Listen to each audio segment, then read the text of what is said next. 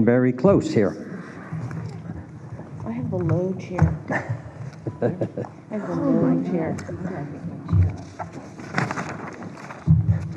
We have chair issues, so are we ready for filming? We're good to go. Good evening and welcome to Tuesday, June 3rd. June is already rolling in here on us quickly here. Half the year's gone. So at this time, we will have convene the regular meeting with roll call, please. Here. Here. Here. Here. Here, all present, and we will have the Pledge of Allegiance, please.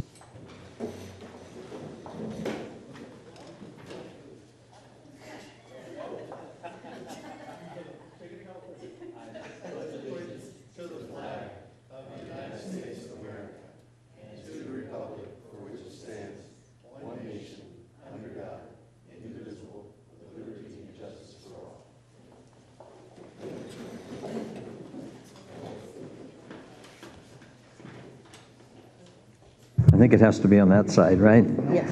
So we will continue on with proclamations and presentations. And I believe staff would like to bring this up. Yes. Yeah.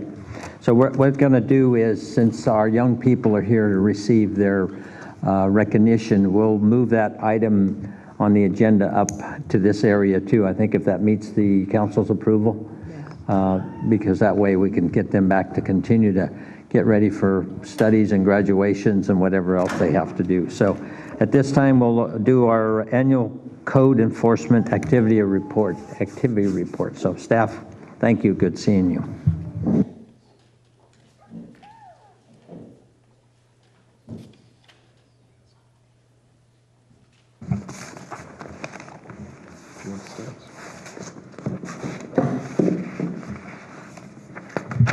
I wasn't here for last year's, but I've heard Lamont does a phenomenal job in presenting code enforcement issues. He's one of the best liked code enforcement officers in the peninsula. So I'm looking forward to the presentation. Live up to it. That's almost a step above a law enforcement officer, right? Or good recognition you get there. So, Dante, please. Great, thank you. Mayor and members of the City Council, like our city manager said, this is our annual presentation of code enforcement activities. Code enforcement is a special activity that's really meant to address the public health and safety issues in our city. And they do that by enforcing a network of codes and regulations meant to regulate public nuisance issues, junk, inoperable vehicles, and so forth. We have 2 code enforcement officers that work with us to help improve property values, to help with vandalism and deferred maintenance that could lead to other more serious issues. Can we advance the slide? And these are generally our objectives that we have for code enforcement. Again, health and safety, property value and improvement, and working with our neighbors and our business owners in the city. One more. A change in thought. This is something that our officers already do in terms of thinking about proactive code enforcement cases, but they do approximately 400 cases per year. A lot of them are proactive, and they categorize things the same way that we categorize our streets. Things that are very visible on limited access or highways, 91, 92, and Highway 1. Obviously, those get a lot of priority. Arterials in our city, like Main Street and Kelly, get kind of the second priority. Collector streets like Stone Pine Road and Miramontes Point Road get a lesser priority, and then local streets. So we're looking at the things that will visually impact our residents, our visitors, our businesses, and trying to take care of those things first, in addition to taking care of any health and safety issues. The rest of the presentation, I'm going to turn over to Lamont Mack, who's going to lead us through and talk about the accomplishments from last year and also moving forward, what we plan to do in code enforcement. So, Lamont. Thank you, sir. Good evening, everyone. Good to be back for another year. Like Dante said, I want to talk about some of the things that we've encountered and accomplished over this past year, and also our goals and strategies and future goals as far as what we'd like to do going forward as well. As Dante mentioned, we've found lots of success in our proactive community preservation efforts. And that's basically using our common sense when we drive around town and trying to address situations that we see prior to residents having to call in. And those are things like chronically littered areas. We targeted some neighborhoods in particular, like in the Pilarcitos Avenue area, that seems to be neglected and seems to be a collector spot for lots of litter and gang graffiti and things like that. So we make those regular stops. We don't wait for those phone calls to come in. We go in there, we anticipate what the community needs, and we address those issues.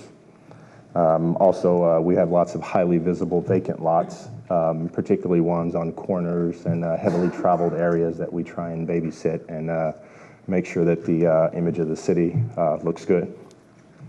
We're also having lots of problems with chronic graffiti. Again, the Pilarcitos Avenue area, the bridge that's heavily traveled.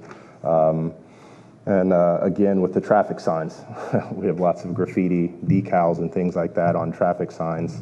That's a particular pet peeve of mine because I know that every time someone drives by, they're sort of forced to look at traffic signs. So when we see graffiti and stickers and evidence that it's not being taken care of, I think that's a morale killer for the city. Also, like Dante mentioned, we focus on highly visible private property nuisances, and those would be, private properties that have gone into blighted conditions. And again, oftentimes in neighborhoods where maybe the neighbors don't have the presence of mind to call. So we take it upon ourselves to start these conversations before it gets to a tipping point, and it's worked out well as well.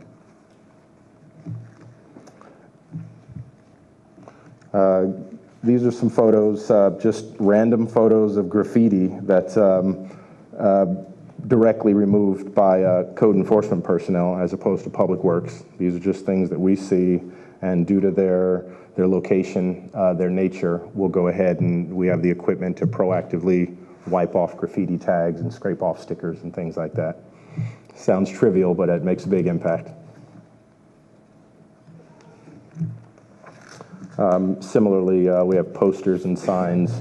What we do is we go around town, and again, we try not to discourage yard sales or anything, but oftentimes we'll see garage sale signs and yard sale signs that have been there for multiple weeks. We'll try and look and make sure that the date is a date that's passed and things like that. And I think removing those from our corners really makes a large impact as well. This next slide here basically gives some general numbers of our code enforcement cases that we've opened and closed over the past year. I want to say that at Dante's suggestion, what we're going to do for years to come is to further categorize these municipal and zoning violations in particular to give you a better idea of exactly what kinds of things these are. These are pretty broad categories. But as you can see, the municipal code and zoning violations are about neck and neck at about 145 cases closed, and then the smaller portions are ones that are currently open. So things are pretty on an even pace. We're getting pretty good compliance all around, and that's a good thing. I think we are well received in the community, and we're very pleased about that.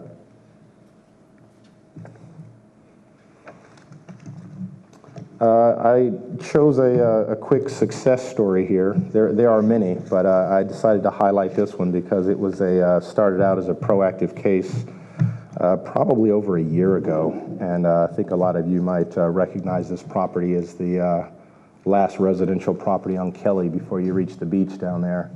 And I thought that while I was in the area, in such a heavily traveled area, I would see beachgoers walking by there and kind of looking and shaking their heads. And I thought, you know, I've never gotten a complaint about this house, but I think I should engage the property owner and see what we can do about this. So I've, at that time, I started making basically weekly visits to the property owner who, you know, there was a hoarding condition, some other issues, and we worked together. And, you know, we would point out different things that needed to be taken away, and I would have long-winded discussions about what needed to be done, and partnered with the Senior Center and some other organizations, and we got it cleaned up. And I'm proud to say that not only is the property looking much better, but it's on the market and will be sold soon.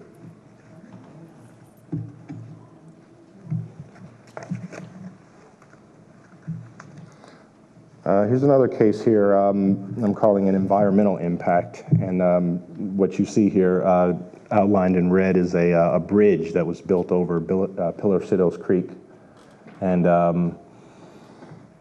that's an impactful or potentially impactful situation for the creek itself because of the fact that the water course is then disturbed, and it could have all sorts of environmental impacts with the erosion on the bank and things like that. So anyway, we had the bridge removed, and that's what it looks like today with no bridge.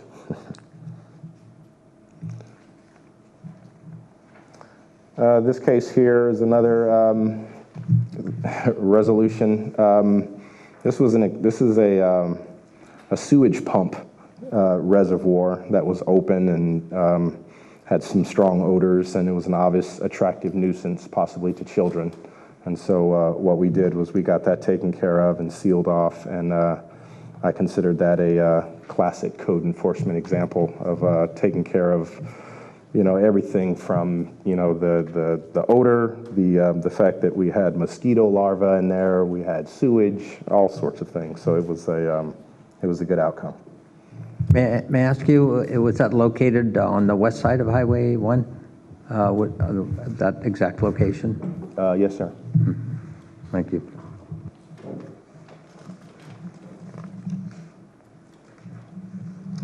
This is another relatively complex case. This is some of you may recognize this, but it's the Artist Co-op over here on Kelly Avenue.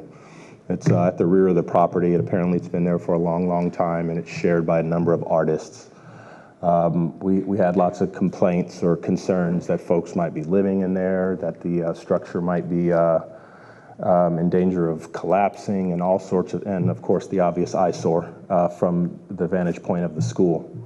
So again, we engaged the property owners, the property manager. We did a comprehensive inspection to look for fire hazards, structural damage, things like that. So as you can see, we have a before shot or two before shots up there, and then on the bottom we see some after photos where we've demolished portions of the building and hauled away debris and made sure that fire trucks can get through there, and it was a good outcome. And actually, we're still working with these owners to further bring the property up to compliance. We also have some targeted neighborhood preservation efforts where we've taken upon ourselves to adopt neighborhoods, again, that seem to be suffering from kind of a domino effect where we have blighted conditions side by side. I think what happens in a community like that is people start to move away. They say, well, no one cares, so I better get out while the getting's good. And we want to reverse that trend. So what we've done here is, this is just a few examples of some of the typical conditions in some of these neighborhoods that most of us wouldn't want to live next door to. So we've worked with the property owners, and we've gotten good compliance, and people have been very thankful that we've engaged them on this level and helped them take care of these problems.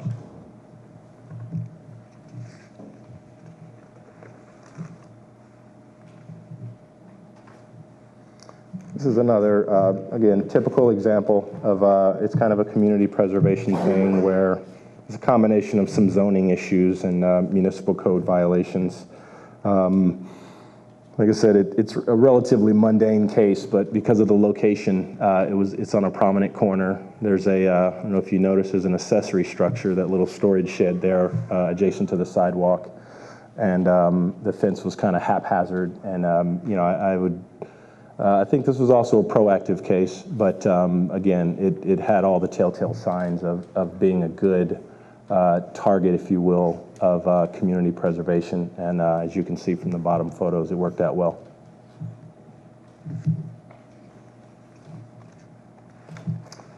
This one is another very high profile. I think everyone probably recognizes this house. I used to refer to it in my mind, of course, as the haunted house. But it's there on Highway 1 at Miramontes. Basically, you wouldn't be able to get to the Ritz-Carlton without looking at that every day.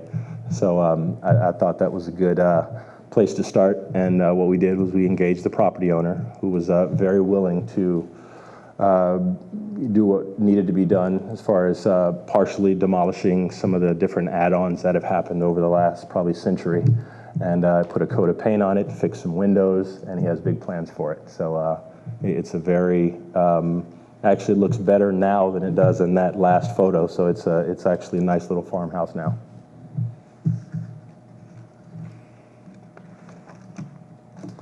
This is an example of an innovative approach that I've used to deal with another high-profile property here in town. What I did was, it's a Pandora's box of code violations, but in this case, there's lots of children involved, and what we thought were substandard housing conditions. Come to find out that the San Mateo County Child Protective Services also had a case there with a standing court order that allowed them to go in and monitor situations. And they were doing a good job, but they were overlooking some of the code violations that existed with regard to fire detectors, carbon monoxide detectors, and clear windows and things like that. So I went through and did a housing inspection. And now we're working with the property owners, the county, the residents, and everyone to help this property along. We have some goals for the future here, and of course we want to continue our prompt and efficient response to code violation complaints and observations, improve coordination with other city departments to resolve code enforcement concerns. We're also working closely right now with our business license program to help them along in their enforcement activities when they hit that stalemate of not being able to achieve compliance with business permits and whatnot. We're also looking at updating the forms that we use in the field because Officer Sweet and I spend so much time in the field, and we think that it's more efficient to be able to deliver handwritten notices as opposed to go out, confirm a violation, come back to the office, type a letter. We're going to make some more field-friendly forms that we can issue in the field and be a lot more effective with our limited time. And of course, we're going to continue our scrutiny of the and proactive improvements in what we call, the city calls the visual resource area. And that's mainly referring to those main corridors like Highway 1 and 92. And also, we want to be more strategic about how we, or a different level of strategic scrutiny as far as the sites that have potential development or recent sales transfers to make those areas more attractive to incoming property owners here in Half Moon Bay. And I wanted to make sure that I introduce Randy Sweet, who is our other, if you can stand, is our other code enforcement officer that shares the burden with us. The other thing that we're trying to do, as you know, code enforcement is about documentation. You know, there's a lot of documentation that they have to keep, records that they have to keep, and we're always looking for ways to streamline that and make that easier for the officer, but keeps us with the records we need to have in case a code enforcement case is protracted and ends up in court. we have the documentation. One of the software programs that we're currently using it's web-based. So a code enforcement officer could potentially make notes, write letters, send violation notices out in the field, rather than having to jot it down on a pad, come into the office, type up a letter, send it out. So we're looking at ways to just automate the process a little bit more. And as Lamont said, we're also looking to integrate code enforcement into a lot of the development process and procedures that we have. We're looking at standard conditions for all of our divisions, and code enforcement is kind of weighing in on those things. What are the things that are problems or become problems in the future, and how can we put it into conditions of approval now? So those are the things. We'd be happy to answer any questions. Council, any questions? I just want to echo the sentiments that our city manager made about Lamont's presentation last year, but I have received compliments from the general public, even though when Lamont does go out and visit them, that he's been very professional, so I want to thank you for that, Lamont. It's kind of nice to know that code enforcement people can be nice. Well, again, Vice Mayor, again, seconding that, I think this is truly what gets things accomplished is the professionalism and the skills that you all have to visit with these individuals. None of us want to do anything wrong, but sometimes it happens.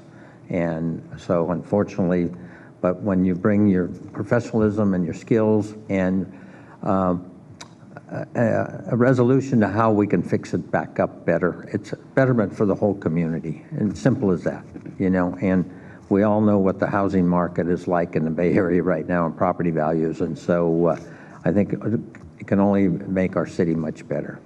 So thank you for your skills. Yes, thank you. And I think with those pictures, it's very interesting to see just, you know, the stop sign. And often we see that and there's, you know, and it could be a sticker there and it could be something local. But when you've put that all together, how many of them, you know, what a difference, because it really does, it makes things look shabby. And you think, you know, one sprinkling of paint there, it doesn't bother. But it really is. And it's kind of a subliminal thing, just to have everything look a little more sparkling. And I think it's very interesting with that home that you had asked to clean them up. Once they cleaned it up, they kind of saw what a jewel they had. Now, it might have been, you know, maybe a wooden shack, but wooden shacks around here go for a lot of money, especially down at the beach. So thank you. I think you did those people a big service. And thank you. Well, we have Dante up there for a moment.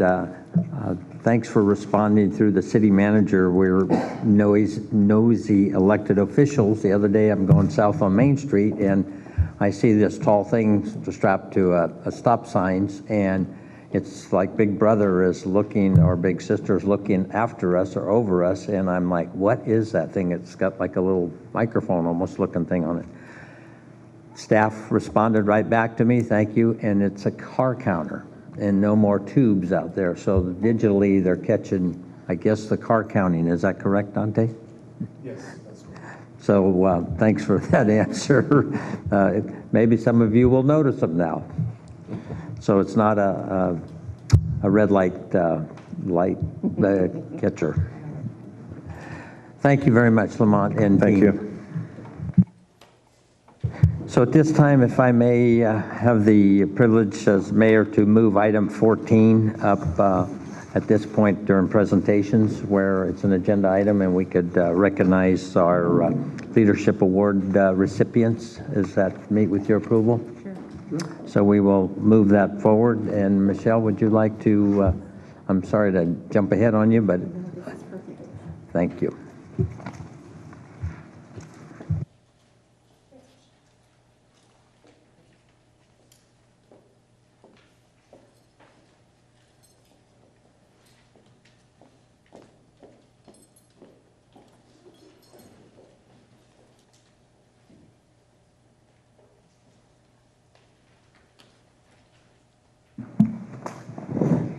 Good evening, Mayor, Council. I'm so honored to be able to have our students here tonight. I will call them up individually as we go through your PowerPoint slides. I was here earlier this year to make this City of Half Moon Bay Leadership Award an annual award. And so it's really exciting to see young students really doing and making a difference in the community. So here we go. What this award does is it recognizes the outstanding achievements and leadership of middle school and high school students. We had an award selection committee which rated the applicants' noteworthy achievements in citizenship, leadership, work ethic, community service, and overcoming obstacles to accomplish goals. The students were awarded $100 from the 8th grade through the 11th grade. The 12th grader was awarded $500. So the first student, Taylor George, are you here tonight? Do you want to come on up? So Taylor enjoys... Would you like to do them one at a time? Yes, we'll do one at a time. Playing, excuse me, I'm trying to read at the same time. She enjoys playing on the club soccer team in Redwood City. She's not busy with soccer in school, and she likes hanging out with her friends. She would like to play for the U.S. Women's National Soccer Team when she gets older and become a heart surgeon. So we'll give a round of applause to Taylor George.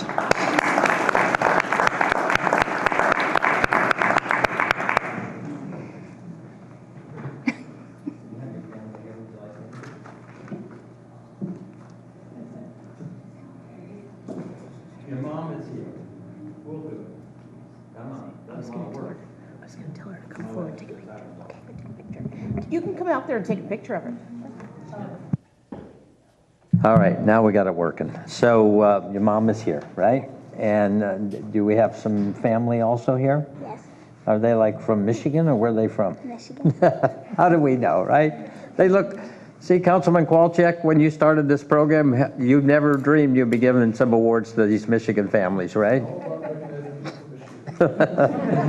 So congratulations for all the great work Thank you you. do, Taylor.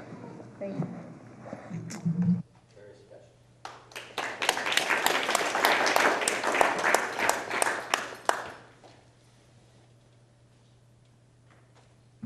Gabriella, is she here tonight? Okay.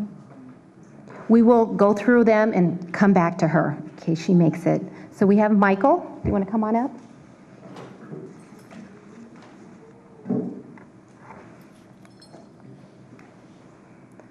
So Michael enjoys attending Civil Air Patrol meetings and training programs. He hopes to have more opportunities to learn and grow his leadership skills. And his goal is to attend a four-year university through ROTC program.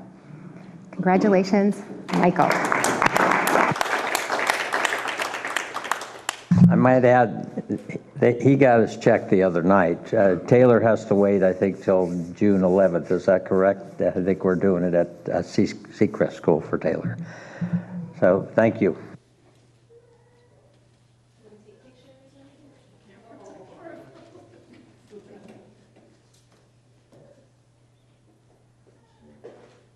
Our next is Haley Thorne.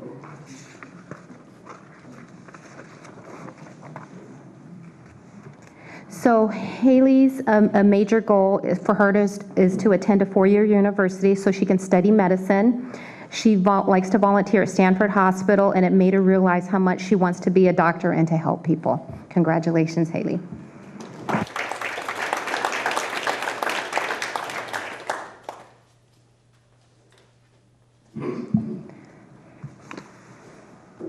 Eloisa?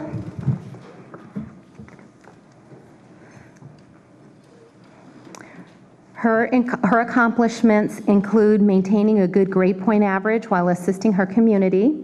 Her goal is to become the first high school graduate in her family and to also attend a four-year college to fulfill her dreams of becoming a pediatric nurse. Congratulations.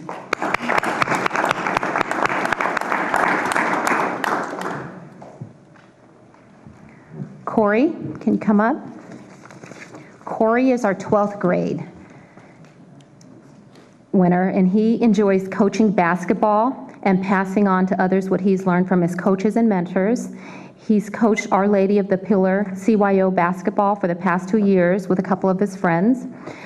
He coaches a 7th grade AAU basketball team on the coast side, in addition to attending UC Santa Cruz. In the fall, with a major in human biology, he will be on their basketball team. Congratulations.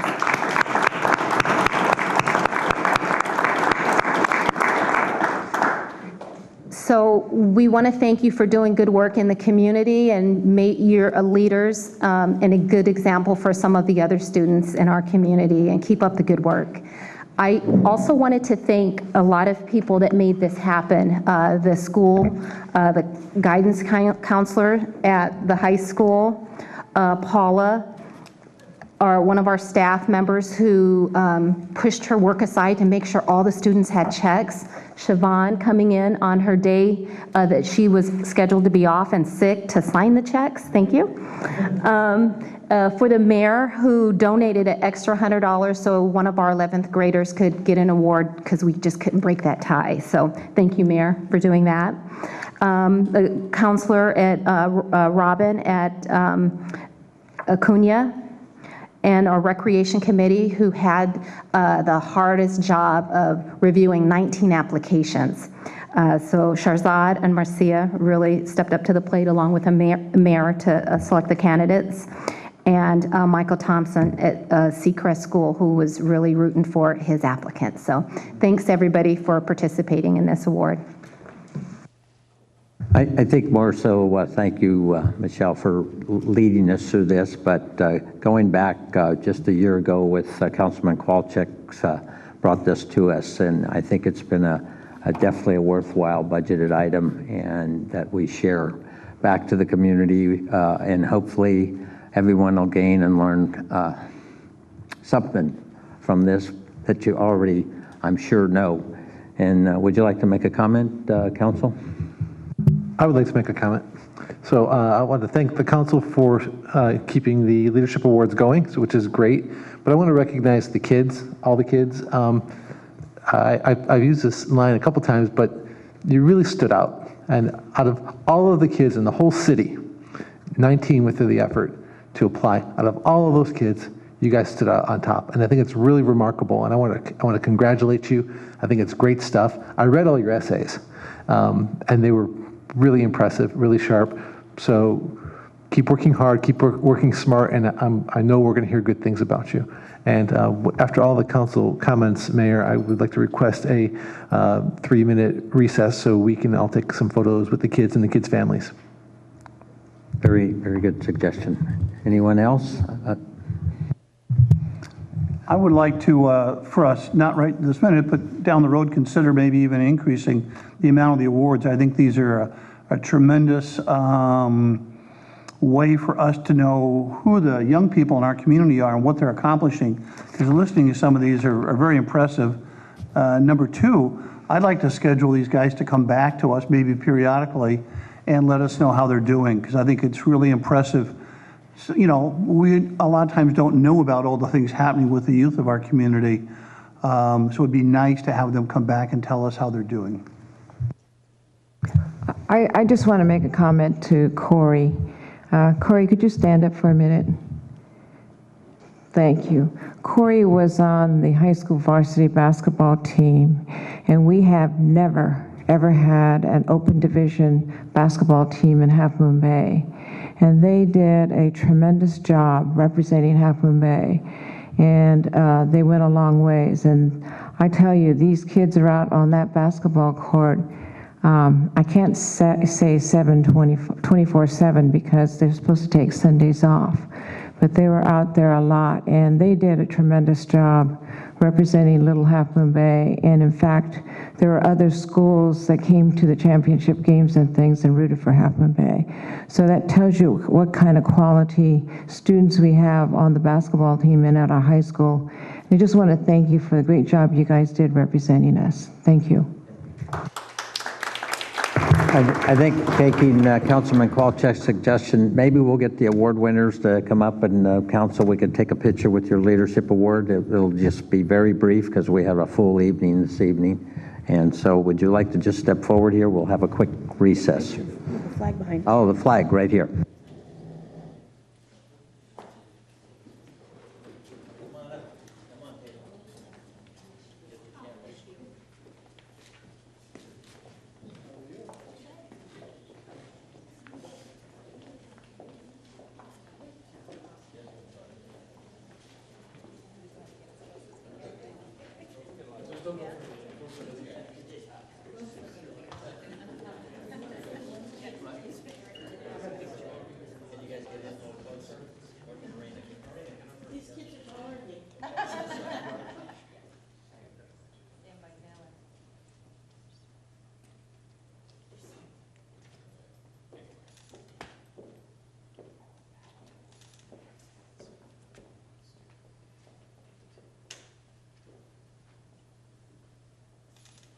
Very good. Thank all of you.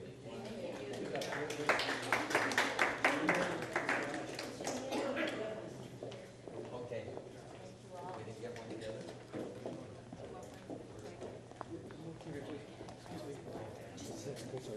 Thank you. Oh, nice.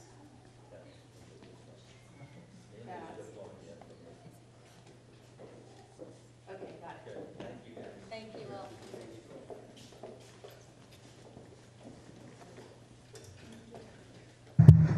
all. Meeting back in session here, and we will we'll need a little help on community activities because there's quite a bit going on right now. So my quick ones here is tomorrow night with Deputy Sanchez. We have Tip-A-Cop, I believe down at Cameron's. Is that correct? And it's his annual fundraiser for Special Olympics. And so if anyone could stop by there and make a purchase, it sure helps the cause. He's done a great job over the years. Also, we have the Holy Ghost Festival this weekend on Main Street. The parade is on Sunday, and I believe a little parade on Saturday night. Correct, yep. Usually the parade's at 10 a.m. 10:30 on Sunday, thank you. And also, I believe there's an upcoming general plan meeting. Staff, city manager, do we have one coming this week or next week soon? No, at the end of the month. All right, thank you. I just want to make sure I didn't miss. All right, council members, have we missed anything? We have graduations. Graduation, I had that down actually. I will tell you, the other night when I was up at the high school for the awards, one of the high school students was recognized for Community Service Award also. He had given 1,360 hours of community service in 4 years of high school. That's pretty remarkable. So anyhow, those are my mayor's announcements and community activities at this time, and we will go to our city attorney for a report out of closed session, please. Yes, thank you, Mayor Muller, members of the City Council. There's one item of potential litigation involving significant exposure to litigation discussed in closed session this evening. There are also two items of real property negotiations. One involved the real property at 2450 South Cabrillo Highway, Half Moon Bay. The other involved the real property at 501 Main Street, Half Moon Bay. There was no reportable action on any of those items. That concludes my report. Thank you. Thank you. City Council reports. Councilman Kowalczyk, would you like to start, please? Yes, I've been pretty consumed in the last 2 weeks with bridge safety issues, if you will. So that's been my primary activity in the community between meetings. Thank you. Councilman Alfano. Yes, back on the 21st, we had a LAVCO meeting. Wasn't too much on there, but I think before long, we may be relooking at the Mosquito District and possibly the Harbor District may be coming up too. And then on the same day, the Boys and Girls Club had a community unity dinner up in Oceana. And I have to tell you, their dinners have gotten better every year. There's more attendance. There's more things happening that they're doing. And they're so happy with the cooperation they're getting from the city with the skate park, what do they call it, skate plaza now? And the other, Ted Adcock here and Parks and Rec. It was really a really fun and enjoyable evening up there. And then last week, we went over to the Redwood City and we had the sheriff's promotion ceremony, and I think there were about 9 people promoted, sergeant, lieutenant, captain, and one, I think, assistant sheriff, and Lieutenant Williams was there getting promoted to captain. It was really it was such a big group, they had to move to the Fox Theater. It was really well done. And then this is an interesting one. On the 29th, we had our first meeting of the SAM Recycled Water Committee. And we're resurrecting the concept of attempting to provide recycled water in our community. And with all of the water issues and the drought, I think the timing is perfect.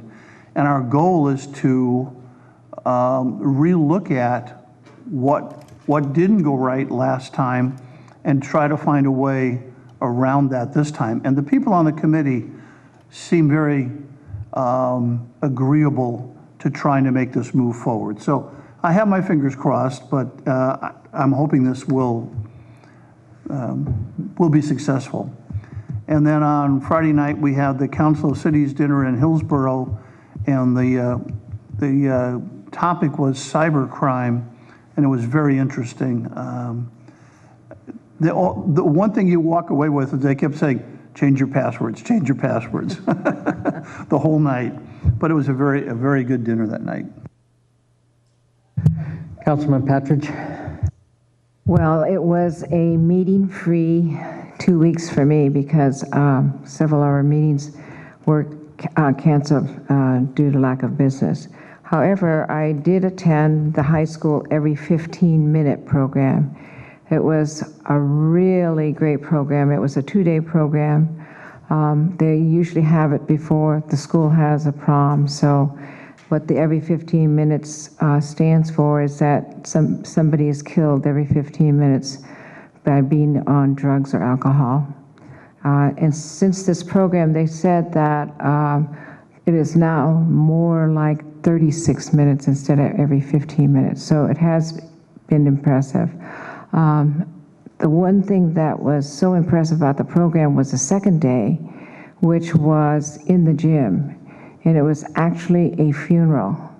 And the parents of the students that were killed were all dressed up in black. And so when I arrived, I had just got off the softball field, and I was not dressed appropriately, so I quickly went home and changed into proper attire. I didn't know that that's what the program was going to be, but it was very moving. They had bagpipes from the sheriff's department, and kids pushed in the coffin, and friends of the kids talked, the parents talked, and the victims talked. And then they had a mom of a son that had passed away. And so it was very moving. I thought the program was very well done, and it was the CHP that had put it on. So Half Moon Bay, I guess they got a $10,000 grant from CHP to put it on. So it was a really well worth program.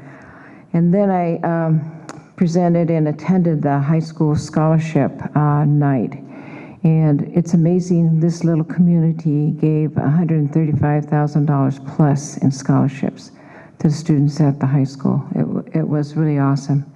And yesterday I attended the Half Moon Bay Village opening. That was so nice. I had a couple come and tell me they wanted me to go visit their room. So I had to go upstairs to the second floor and visit their room. Because I had talked to him and said, you know, I remember you and how much concern you had about the place and how do you like it now? Well, we really like it. And then the husband came and said, you have to come and visit our room. So I did. And I'm telling you, those rooms are well done. The ceilings are 9 feet tall. They have nice big bathrooms, nice bedrooms, and they have some great views, let me tell you. They have some great views. So I hope there's some space when I need to move over there. But it's because it's a great place to be. So those are the 3 things I did in community. Vice Mayor? Thank you. Some of the events that have been previously mentioned, and just another congratulations to former Lieutenant Lisa Williams, who is now a captain. Just shows all the great work she did on the coast was definitely rewarded and recognized. So that's a great thing to see. And she is, her husband was part of the sheriff's program, and so was her father.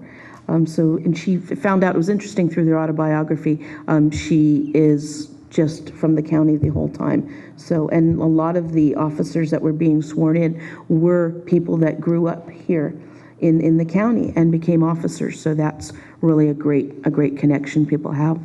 Also spent some time at the high school myself at the annual Rotary Chamber project where we help the senior students with life lessons and how to succeed at work. And again, Assistant Superintendent John Corey and I do a class called Succeeding in the Workplace. And we did 5 classes that day. So we ran through all the seniors. And just personally, what was kind of fun for me, I saw so many kids whose either father, uncle, or grandparent I knew and went to school with that were graduating. And I recognized them. It was like, are you a? And sure enough, they were. So a lot of those kids I hadn't seen since they were little. So that was kind of fun. But really, the kids were really good about it. We did interview sessions with quite a few of them, too. And talk about the community service these students are doing. This is more than just picking up trash, which is a good thing alone. Many of the students were going off to other countries, got grants, and were helping students in India, in China, just had dedicated their whole summers to go in small villages, and some of their families had gone with them. So incredible things that they're doing, and clearly these students are going to go on to do better things. So just ties into, you know, every little bit that you can give to them. You had a great scholarship night from the community, and if we can contribute a little bit too, these are all worthwhile people. Also, at the I think as Councilmember Alifano mentioned, we had gone to a dinner that had a panel talking about cyber crimes and really credit card thefts and how they do that. A lot of great information that we talked to the people. They were from Visa. One of them was a former Secret Service agent that Visa has now hired, and they're willing to come to the community, and maybe we can do something like have a town meeting just for those ins and outs of how to protect yourself. And again, they said change your passwords all the time. You've got to be diligent with that, and you may want to use your credit cards rather than the debit suggestion, because it's easier to steal money and it's an easy path to crack your code or use your card, where if you're using it in the credit format, there's another middleman on there. So there's a lot of interesting things that, yeah, we watch it when you use your debit card. And watch where you use it too. I think another one was the the little machines you do swipe your card. If it's not stable or if it doesn't look right, I said don't use your card in it, and report it too, because that could have some malicious things going on with it. And I went to the school board meeting just to thank them for the cooperation and partnership that we have with them as far as the skateboard park, the gym, the library, the Boys and Girls Club. I mean, these were all things that we had talked about and worked on 10, 15 years ago, and for various reasons did not happen, but this is all coming together now. So the school board is very excited with us and definitely is a great partner with us. And congratulations to a couple of people who are retiring. Good friends of ours, Shirley Mate, Barbara Lohman, and Margaret Ward, all had in excess of 35 years with the school district. And they were retiring. I think some of them were 38 years. And just lastly, we had gone to the senior opening of the new senior village that used to be in Bloom Lane. And Naomi and I had gone through about 5 years ago with some of the planning sessions. And those residents, of course, were losing their homes, and they were apprehensive, no matter how good you're going to tell them it is. That's a scary situation to be in. But what the planning was done for this, and they did give our planning department kudos for helping out the staff at Mid-Penn and the county and the city. These were all great partnerships to get that done. They had it very open, and a big theme in the old Bloom Lane was a lot of the neighbors had little potted plants. So one of the gifts they gave to all the new neighbors was potted plants, and they wanted to show you their new places where they lived in. They were just so proud of them, very house proud for moving in there, and a lot of them continued the potted plants out into their little decks that they had too. And we're looking at next year for the opening of the additional phase. So I know Alan and I had talked to the executive director, and maybe this is something we can talk to the city manager in the future. Housing for our seniors, to let them age in place in our community is really important. And you know, with the housing properties that go up and up. But to keep our people in our town as they transition along, I think there's opportunities for us with some property we own or we can look at that we can continue to expand on that, because it's really a great thing to keep people in the community. So that was very rewarding. So that's it. Thank you. It's been a busy 2 weeks, so I'll go through it as quickly as possible. But before I even start, I have to tell you, I don't think I've been with better groups of people in my life than I have been the last 2 weeks. Absolutely respectful, generous, kind, caring about this city and this community. I know we're going through an unfortunate situation right now over the bridge, but let me tell you, those people were at these events, were dedicated to this coastside and dedicated to this city. They were just absolutely wonderful. First one was the Boys and Girls Club, and again, they gave special recognition to staff and partnerships, and every place I attended was partnerships, partnerships, partnerships. And all of you staff, I don't want to mention one of you, but let me tell you, I think just about everyone was mentioned at the Boys and Girls Club event, starting there, and then the awards night followed, again, giving the awards out. Scholarship night, same thing. It's amazing how kind and generous this community. I told them 51 years ago when I graduated from that high school, there was 2 scholarships for $100, and definitely I did not get one. So there was hope for all of the rest of the ones that didn't get a scholarship. And then going to the 20-year anniversary of the Children's Theater, who people just get engaged and help their children and other people's children grow out of build their self-confidence to get on the stage and dance or sing or act. It's just absolutely amazing. They had a fundraiser there, and the parents and the grandparents are committed to their families and committed to the theater and committed to the city. It was just absolutely wonderful. And then to top it off yesterday with the phase 1 of the Half Moon Bay Village with Mid-Peninsula Housing, they could not stress enough how they appreciated staff's work. And Bruce, all of you were really recognized personally there to say what a great job. And for them to put together the first phase of 45 units, and the second phase will be 115 units, that's pretty special. And it's very affordable. They go by the medium income of what you can afford to pay, and the selection process is fair. And we all know we go to CCAG and Council of Cities and visit. Let me tell you, Half Moon Bay is definitely on the leading edge of affordable senior housing in San Mateo County. Atherton, no.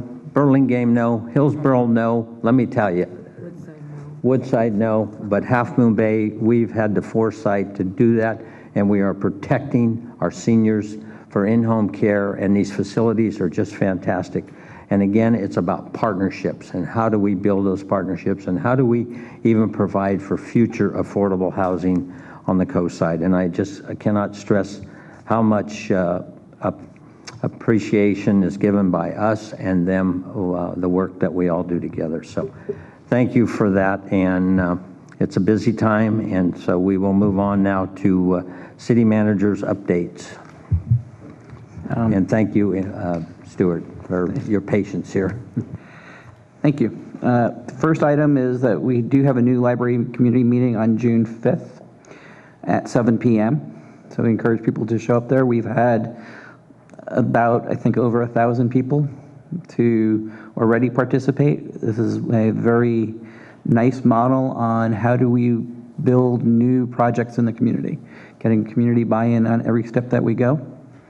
Main Street Bridge scope of work, I reported last week that we had not heard back from, or last time we met, we had not heard back from Caltrans. We have now, so this item will be on your agenda on June 17th with the scope of work for testing of the Main Street Bridge. Last time I reported that we had not heard back from the state parks on the Pilarcitos Bridge repair. We were trying to invite somebody to come in, and we have confirmation that somebody will be at our June 17th meeting from the state parks to talk to us about where they are on the bridge repair and what the process that they are going through. So those are the three main items. If there's anything else that council would like me to report on? Council, would you like to ask any questions of staff? Question, Stuart. The library, a community meeting, will that be at the library? Or? Yes. Okay. Tomorrow is the stakeholders meeting in the afternoon, and we're at the EOC, communities over there. Yeah, and just about quickly on the library, Stuart, is just about every event I attended, people were very interested and very enthused about the library too. And when we're looking at the logistics of this whole coast side and the potential education that we can share with the whole coast side on this library, this is just absolutely wonderful. And we will be anxious to hear what type of scope work that we could do on this Main Street Bridge. This is going to be quite a lengthy process, but at least we started the process, so thank you for that. And the Pilarcitos Bridge, I was with Rich Gordon Saturday night. Same thing, he's hearing about it and doing their very best, but the state has a lot of issues all the time, but the state's doing well, so let's hope they can get it straight. So moving on to public forum, thank you for your patience. I think, is she here still? I had a card from Clarice. I'm sorry, Clarice, yeah. With HIP Housing. Thank you for patience. Good evening, Mr. Mayor and honorable council members. My name is Clarice Veloso. I'm the Development Director for HIP Housing. I would like to thank the council and city staff for your continued partnership, especially when housing demand could not be any higher.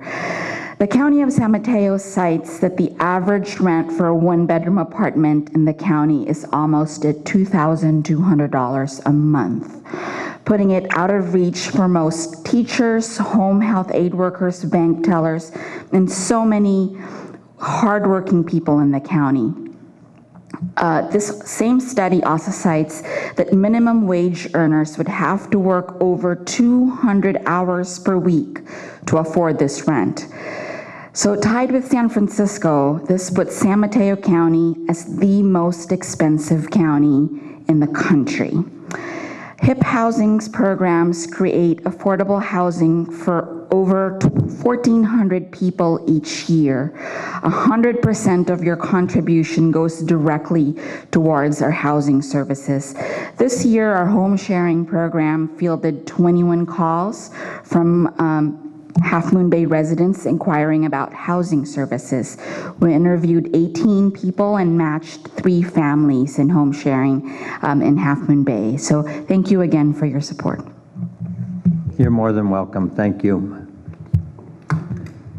Comment, Vice Mayor? What was interesting, and I'm sure, Clarice, you know the statistics, they were telling us this weekend over at the senior opening, South San Francisco had, Mid-Penn had a project there for 60 units. They got over 1,000 applications. So the need is so great.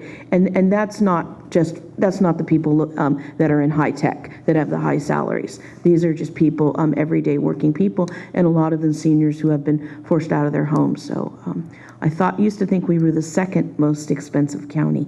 We're now the first in the country. We're number one. You know, and if I may, you know, when we talked about this Half Moon Bay Village Partners yesterday and partnerships, Wells Fargo is investing with the Mid-Penn and the county $28 million in this affordable housing, and Union Bank also is great, the partnership. So that's, as we mentioned yesterday, we can't do a lot of this without the partnerships of the financial institutions. So Union Bank is phase 1 and Wells Fargo is phase 2. So thank you for that, and thank you for HIP housing. Moving on to the consent calendar. Items 1 through 6. I would move for approval of items 1 through 6. I'll second. It's been moved and seconded. All in favor? Aye. Aye. Aye. Aye.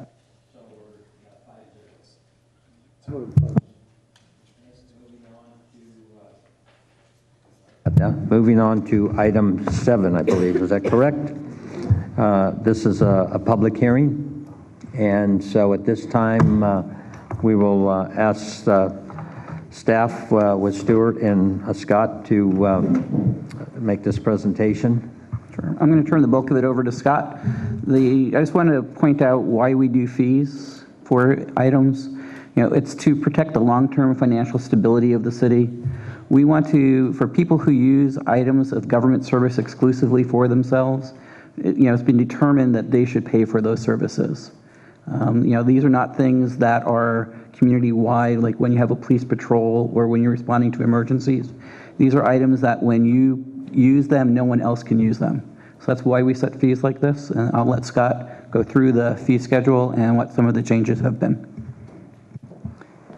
Thank you. Mr. Mayor, Council, this evening we are presenting for your consideration the proposed master fee schedule amendments for fiscal year 2014-15.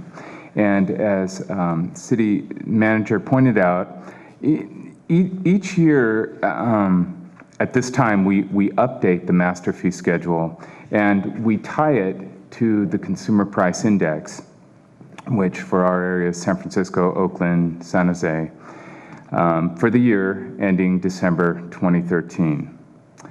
So this year, that reflects an adjustment of 2.6% across the board. And we also take this time to add any new fees as identified and as was just pointed out, with the goal of cost recovery for services provided by the city. This year we have just one new fee to recommend, and it is the technology fee for cost recovery related to maintaining the city's technology systems, as we've spoken a lot about recently, and including but not limited to an ERP system or financial system, phone systems, and other relevant technology that takes care of scanning, storage, retrieval, and staff recommends a technology fee of 4%, and that's 4% of the total permit fees for building, mechanical, electrical, and plumbing, with the expectation of 25% cost recovery. And we have provided for you an example, and the way I worked up this example, we using our permitting system, we came up with three scenarios here. And the first is the example of a hot water heater replacement with a value of $1,000. The technology fee is $5, $4.85. The next example is a furnace replacement with a value of $2,000, technology fee $650. And a larger project, and this includes several of the permits cited or examples cited above, a bathroom remodel, $25,000 in value with permit fees of $617.10. It's $25 technology fee. So as stated earlier, the master fee schedule rates were adjusted 2.6 across the board, and other changes include staff research fees reflect current salary updates, because again, the goal is to recover costs. The California Vehicle Code fees for municipal citations has been updated to reflect not only nearby peer cities, but the Sheriff's Department guidelines. Just some administrative changes. Department of Fish and Game, we reflect its new name, the California Department of Fish and Wildlife. And the Coastal Development recommended change from a flat fee to a deposit. And the goal of this is to better capture actual costs. So we're recommending a change in that structure.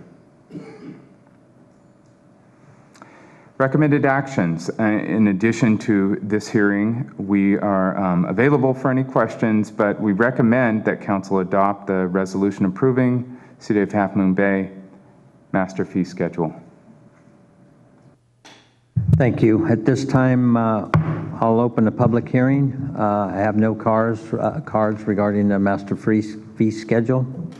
I will close the public hearing. I'll bring it back to council for questions.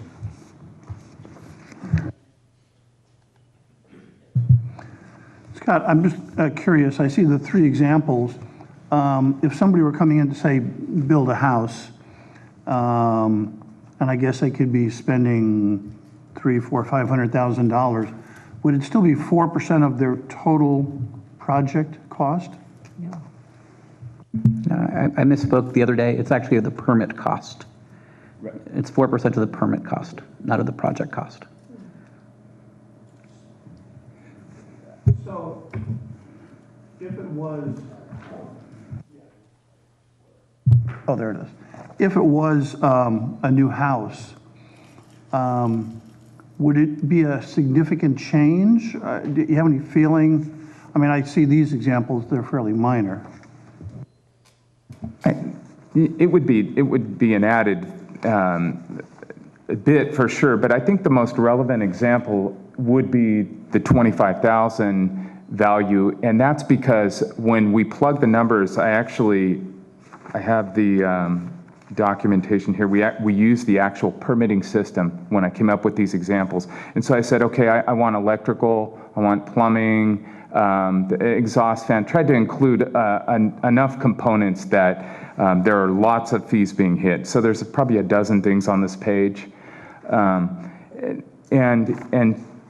again, out of $617 in fees, the total added fee is $25. So it's 4% of that fee total.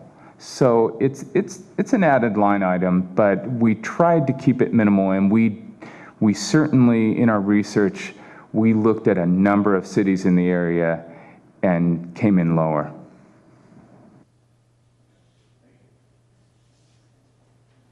Thank you. Any questions, further questions with council?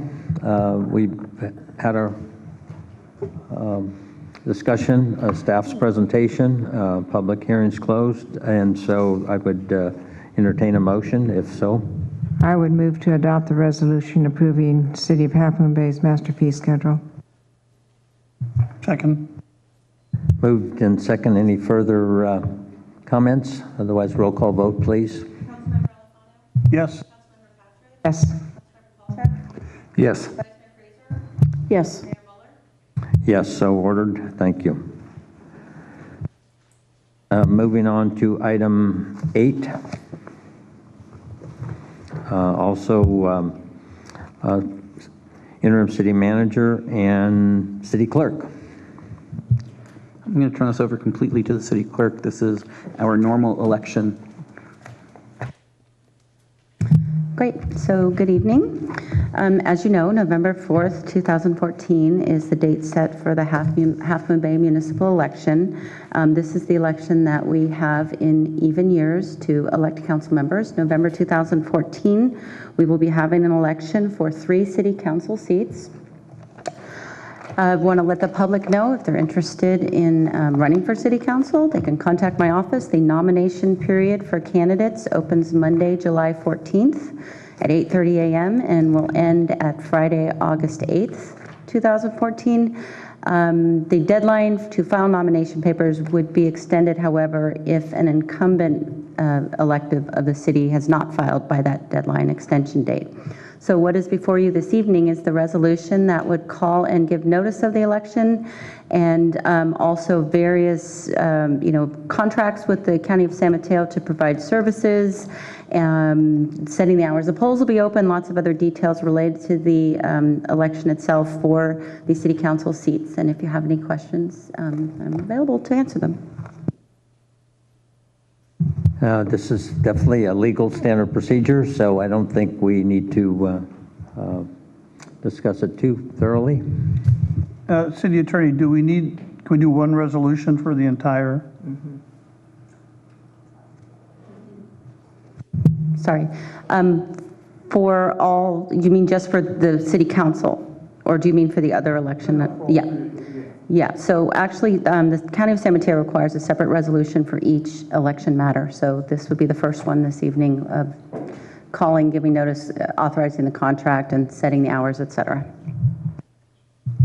So one resolution will handle all 3 bullet points on this one. Okay. That's what I think you meant. Yeah. So I would move that we adopt a resolution calling and giving notice of the holding of a general municipal election to be held on November 4th, 2014. Secondly, requesting that the San Mateo County Board of Supervisors consolidate a general municipal election to be held on November 4th, 2014. And thirdly, authorizing the city manager to enter into an agreement for the provision of election services between the city of Half Moon Bay and San Mateo County Chief Elections Officer. Second. It's been moved and second. Any further discussion? If not, roll call vote, please. Yes. Yes. Yes.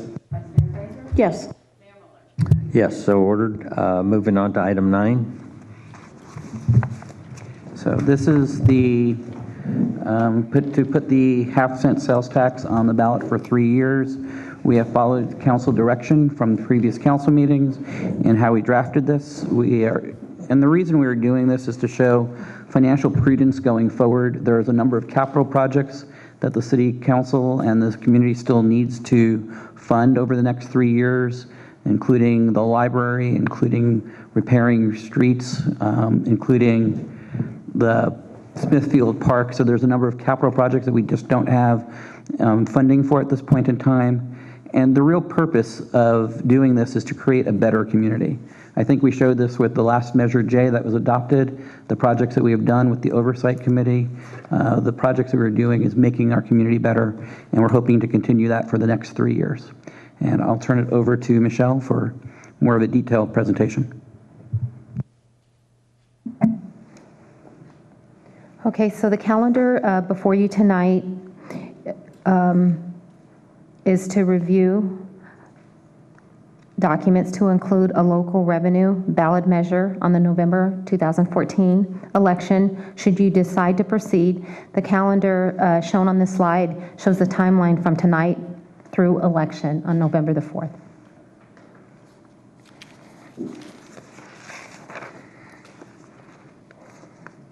The estimated cost for this election is close to $4,000.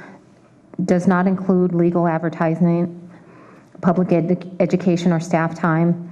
And because we do have another general election scheduled cost, that's why the cost would be so low.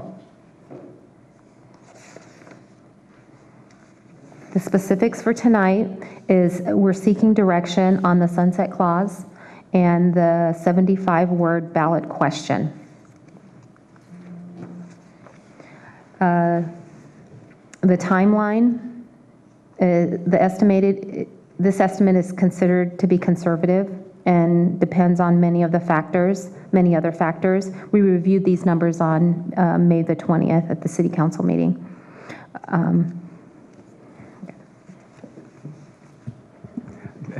Do you want to say anything? Yes, and they're still very consistent with everything we discussed.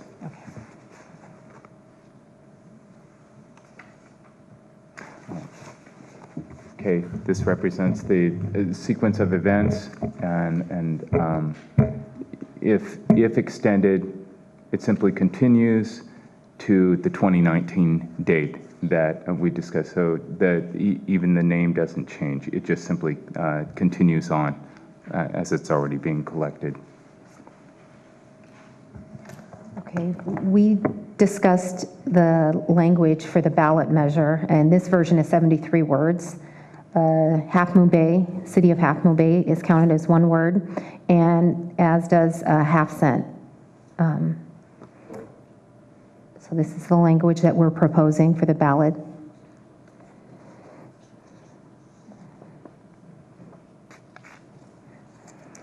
Our recommendation, if the council so directs, before you is a resolution calling and giving a notice of an election to consider a local sales tax ballot measure, which include introducing the enacting ordinance that would take place upon voter approval.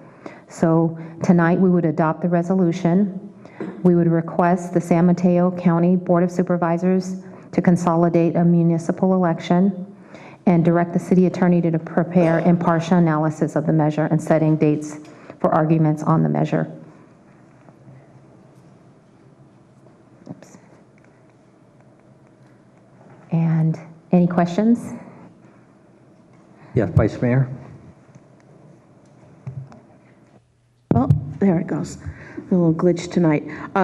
Thanks, Michelle, for the outline. And I think this is a lot of positive things to continue. Of course, this helps us with procuring and reestablishing a new library for the coast side. All the things there, the 7 things to fund a new library, to upgrade Smithfield and our other recreation areas that are available down in that property over in Wave Crest, repairing the city streets. I've seen how positive all of that has been for the community, and we keep hearing people want more streets. So it's that pothole out in front of your house that is very important to a lot of people. And then, of course, improving the youth and senior services, just with the work that we've done in, using this building for the Boys and Girls Club and for other community operations, along with improving the parks. And then to keep the economic wheel running, the economic development for those who have businesses here on the coast, and being smart with promoting tourism, since that is the bulk of where our funds come for us to have the community things. I think this is a positive step. I know that I had my personal feelings about this last time because I just wasn't sure with us coming out of the recession, but seeing everything that got done with the money over that half-cent sales tax and getting positive feedback from so much of the community, I think that we're on the right track in doing this and continuing. And I do like that it's just 3 years, because you can consolidate and get so much done, and being accountable to the community for those things, which we have shown we have done in the last measure too. So I do support this. I want to echo what Marina said, that the use of the money has been great for the community. And of course, continuing the oversight committee is really a plus. I think we need to do that because the committee was very good in reviewing, and they really went over it. And I want to thank Rick for Ellen for putting the work in getting this passed 3 years ago. So thank you.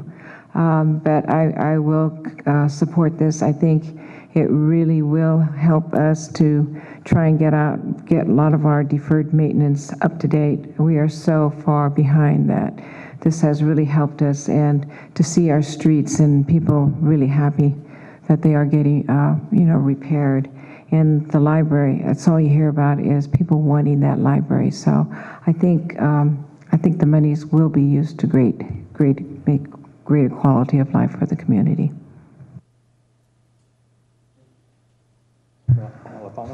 Yeah, I remember at the parking meter meeting when people were really against parking meters, are like, okay, if you don't like parking meters, what do you think would work? And that's where this whole idea started. It really, in effect, really came from the community. And then Naomi said, I could live with a half penny for 3 years. And even though I think we were concerned about the time period, I remember the city manager saying, gee, 3 years will happen very quickly. We're like, no, I think we want to demonstrate how we're going to use these funds, which I think the city has done a very good job doing concrete things, or I should say asphalt things, with the money. And this, I'm hopeful this last extension will really help bridge the gap between where we are and then where the bond money, our payments drop off. So I think the timing is very good. And I think also the community now understands that having the tourists share in helping contribute to our community financially is a much fairer way to do it than putting the entire burden only on our residents. And I don't know of anybody, and we're in a business on Main Street in town, I've yet to have anybody really say anything about the sales tax rate in our community. It's just, it's not a critical item that stops anybody from eating, shopping, or buying a new laptop. So I'm very happy that we were successful the first time, and I think the timing is right for this extension. Councilman Kowalczyk? So it's ironic that I supported Measure J the first time, because you guys know me, that I'm pretty disinclined to support tax measures unless there's a concrete connection to what you can do with the funds. And we made a commitment to the community to spend the funds in a specific way. We expressed our intentions to spend the funds in a specific way, and we delivered on every one of them. And I think that should engender trust that we were good stewards with the community's resources. The sales tax, in my mind, and in reality, is the only avenue we have to allow the people that visit our community to contribute financially to our community through the sales tax. And I think it is great that they will help fund our new library. Again, I am typically not in support of taxes, but I've also spent time in our library and seen how tired it is, that our best furniture is the rejected furniture from Millbrae when they updated their library 2 times ago. And because a substantial portion of the new library will be funded with these resources, I'm going to support this. In addition to other important things, we had members of the community come in and say, you've repaired all these streets. What about my horrible, horrible street? It's full of potholes. And of course, we were not able to fix the most damaged streets because that is much more costly than repairing streets with minor damage. But now we're going to be able to address those. And so for those reasons, I am going to support this. Thank you. I think talking to a number of businesses recently in the community, the most asked question they receive is, where are the bathrooms? They never are questioned about the sales tax. It is the most asked question, and so I think that's something that we are looking at for providing a better service with the remodeling of our MacDutra Park, and so that is very important for the business community, believe it or not. And so I think that we're talking about Sam here in a little while on an agenda item, and so that does have an impact on the businesses in town. So I think that half-cent sales tax extension is well worth it. I believe in taxes are a guarantee that the future of communities can continue to move forward in a positive direction. So if there's no further questions, we'll take a motion on staff's recommendation, please. I would recommend we adopt the resolution calling for a municipal election to submit to the voters a local ballot measure extending a 1/2 cent transaction and use sales tax to fund Half Moon Bay City Services, requesting the San Mateo County Board of Supervisors to consolidate a municipal election with other elections to be held on November 4th, 2014, directing the city attorney to prepare an impartial analysis of the measure and setting dates for arguments on the measure. Second. It's been moved in second. I do have a question, and maybe the city attorney could respond to this letter we received June 3rd regarding the zip code, and I'm not quite sure what the answer would be on this, and I don't know if you had a chance to review it. It just came to us. Yeah. I mean, looking at it quickly tonight, the Board of Equalization is the one who distributes sales tax to everybody. It's not distributed by the city. We don't collect it ourselves.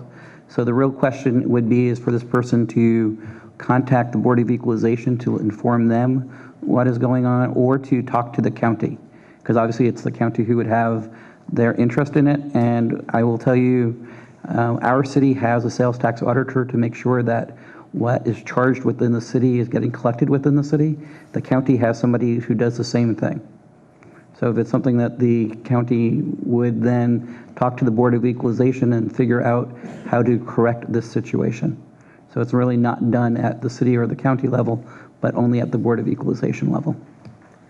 Thank you for that, and thank you for the audit. The accusation here is that the city has been taking this money, but since we audit, we only get what is entitled to us. Is that correct? We only get what the Board of Equalization gives us. So if the Board of Equalization determines where sales tax money is supposed to be distributed. We have hired a firm to make sure that the Board of Equalization is not distributing money that should go to Half Moon Bay to somebody else. The county has somebody either on staff or they've hired to make sure that money that's supposed to go to the county goes to the county.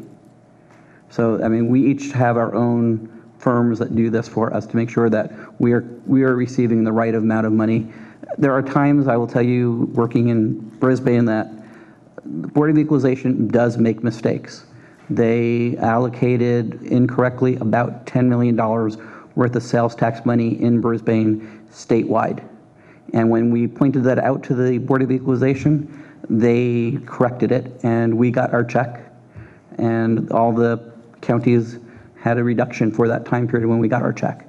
So if this is incorrect, the county is the place that they should go to. The county would raise the issue with the Board of Equalization, and the Board of Equalization would investigate it and determine where the money should go.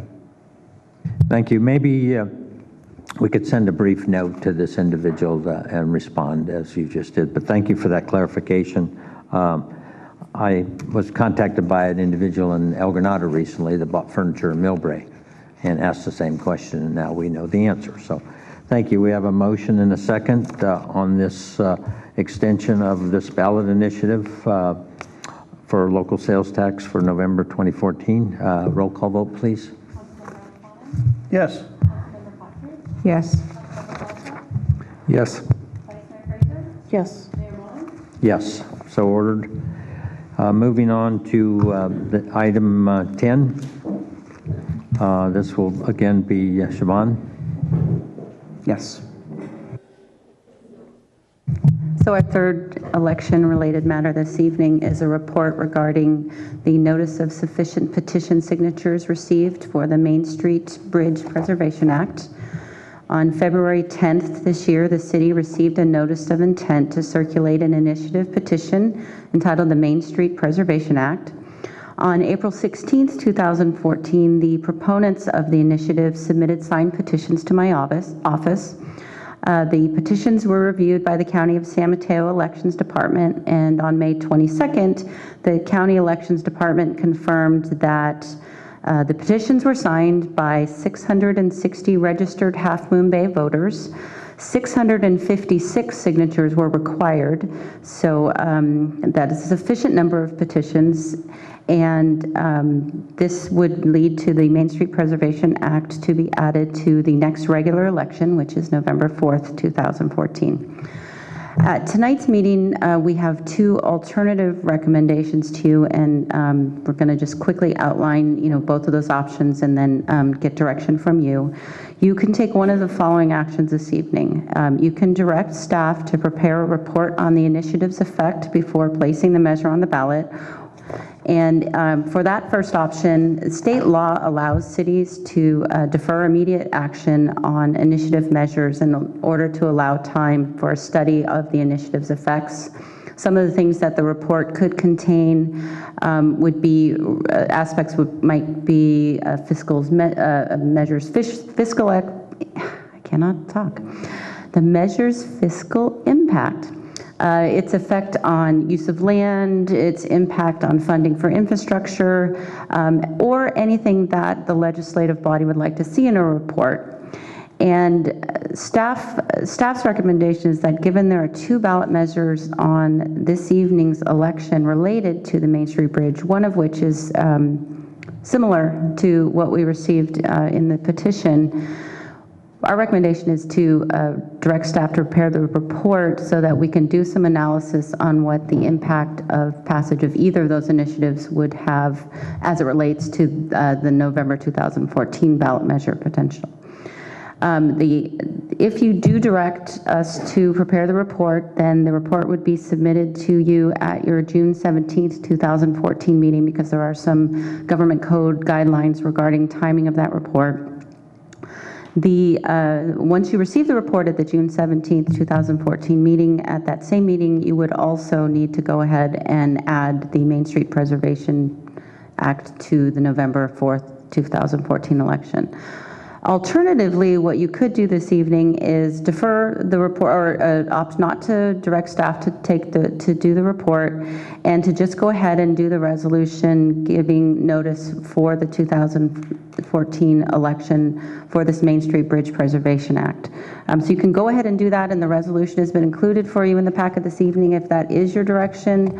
But again, staff's recommendation was to allow some time for the preparation of the report and to see the results of this evening's election and how these three various options would play together. And so if you have any questions, we're ready to answer them. So question, if Measure F passes and it becomes law of the City of Half Moon Bay, do we have to do anything tonight, or can we just say tonight that if F passes, then that's what will become law, or if Eve passes, if Eve passes, then of course we'd have to have the election. But if F passes, why would we do an election since it's what's on the ballot already? I'll defer the legal technicalities to Tony. I will say that if the proponents of the Main Street Bridge Preservation Act petition for the November election requested the city to withdraw that measure, they could do so. I think that is the purpose of the staff recommendation, is that it's somewhat unusual for an initiative measure to be on the ballot for a city law that is already in effect. That has occurred in the context of a city council ordinance that's been approved that the voters want to make sure doesn't get modified without voter approval. But substantively, the language of Measure F is identical to that of the Main Street Bridge Preservation Act that will go on the November ballot. So that's our intent, is to analyze what the legal effect of that is. And given that, assuming Measure F passes and then the Main Street Bridge Preservation Act passes, the law will not have changed on November 5th at all from that which would be in effect prior to the November election. So we need to think that through and analyze it, and that's what we want to report back to you on. Okay, thank you.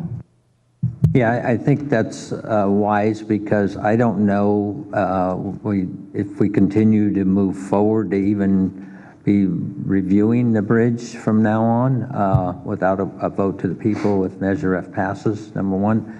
Number two, testing and scoping. Are we still, able to move forward with that? Number three, I know I've talked to other communities throughout the country about funding, and do we have to release the potential funding to repair or replace this bridge? I mean, these are things we need to know, and the public needs to know if we're going to be releasing $7 million back to the Federal Highway Transportation Commission. So I think a wise decision would be to report back, in my opinion, at this time. Well, I think that's a good suggestion, and we will touch upon that in the report that comes back, should you move in that direction. I don't think we'll have all the answers, because those are complicated issues, and some of them are policy issues for the council to grapple with.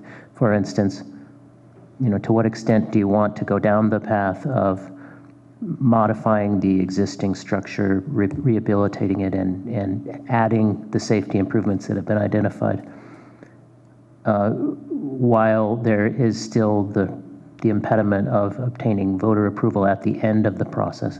How much do you want to invest in the rehabilitation with safety improvements when there's that much uncertainty involved? So those are some of the things that we're going to have to grapple with. Like I said, I don't think we'll have all the answers by the next council meeting, but we will try to touch upon some of those issues.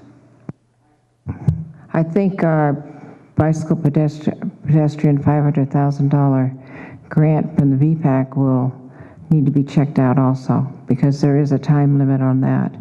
And if we don't meet that timeline, we have to give back the $500,000. That was $500,000 will have to be returned? Yeah, because if we can't use it within a certain timeline, City of Half Moon Bay has to give back $500,000. So it looks like we will be returning large sums of money, possibly. The CEQA process, does it continue to move forward, or does that stop if Measure F passes?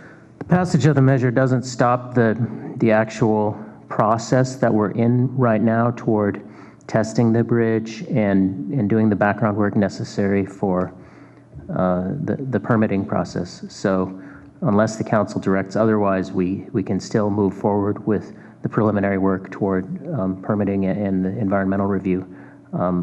Like I said, ultimately, I think the council may want to have a policy discussion about, where you want to end up if it passes, and how far you want to commit to doing the project, assuming that funding is available when you don't know the certainty of that. Well, I think we have no choice then but to take the, I believe it's the third alternative, is that correct? The first recommendation from staff was to direct staff to prepare a report pursuant to I the apologize. elections So, code. Yeah. Do we need a motion on that then? Yes.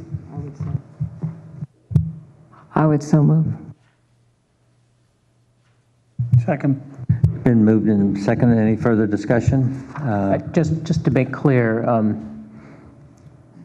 once we've reported back to the council, then the next action that the law would require at the next meeting would be, after you've received the report, to order that the measure be placed on the November ballot. So the outcome of the report is for your information and for the public's information, but it will not change the fact that that the law requires the council to order that the election be held in November on the matter. Go ahead, comments. I'm sorry, Mayor, but if the people of Measure F say that they don't want it on the ballot, then can they say that they can pull it? Okay. But with the report will also state in there about funding and what our limitations are hopefully, I know you can't get all the information because it is very complex, the situation. We will attempt to address the funding issues, but like I said, I don't think we'll have all the, we will Thank you not very have all much. of the answers. So we have a motion and a second. Any further discussion? If not, roll call vote, please. Yes. Yes. Yes. Yes. Yes, so ordered. We move on to item 11, I'm sorry. A lot of items here tonight. A lot going on tonight.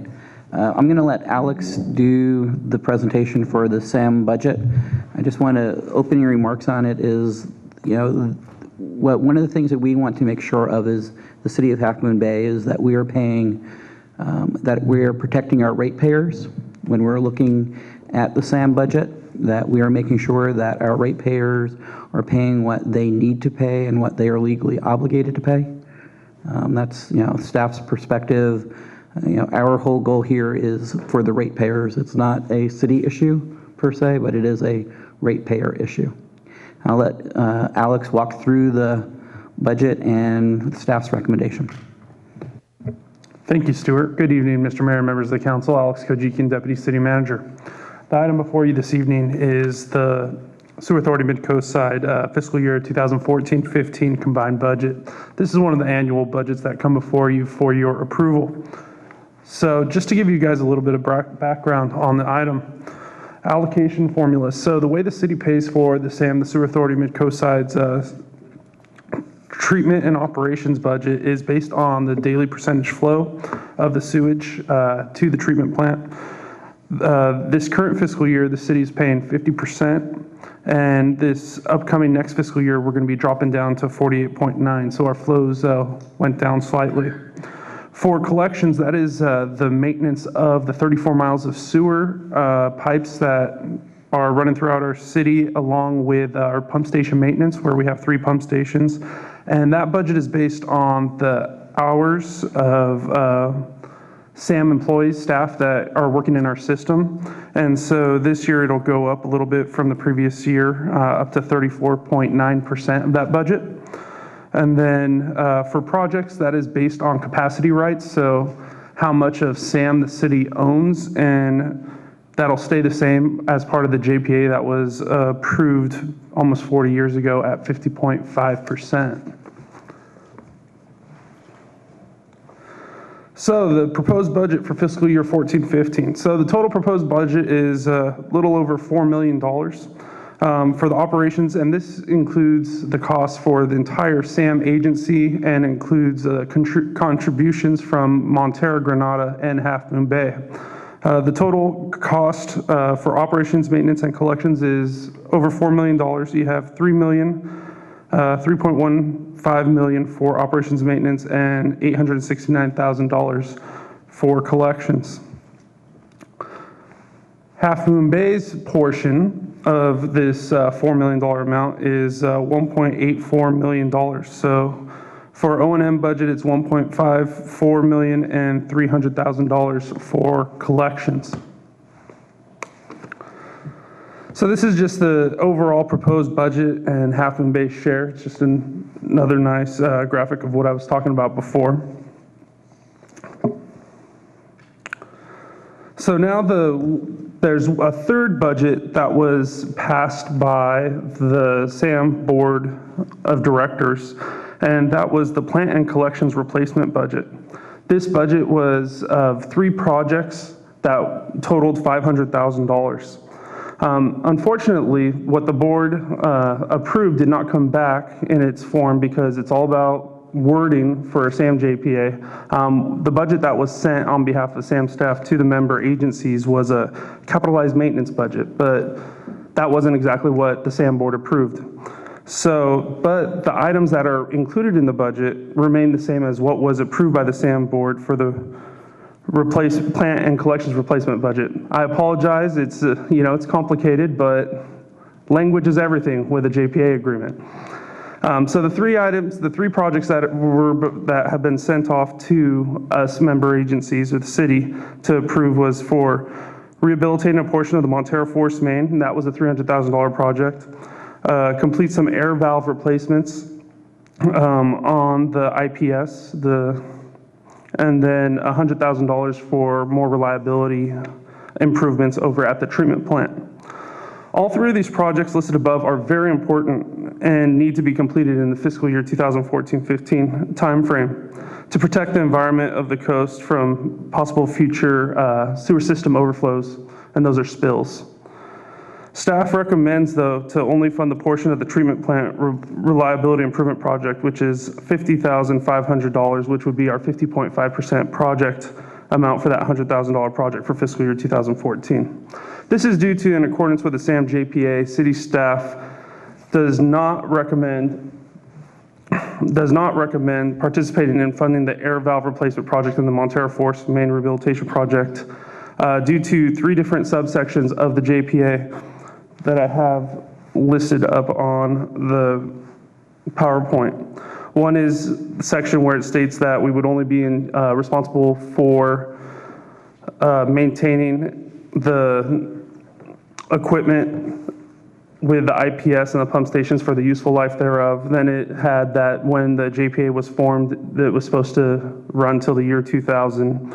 And then also there's the project budget section that says that you guys can opt out if you guys choose to do so.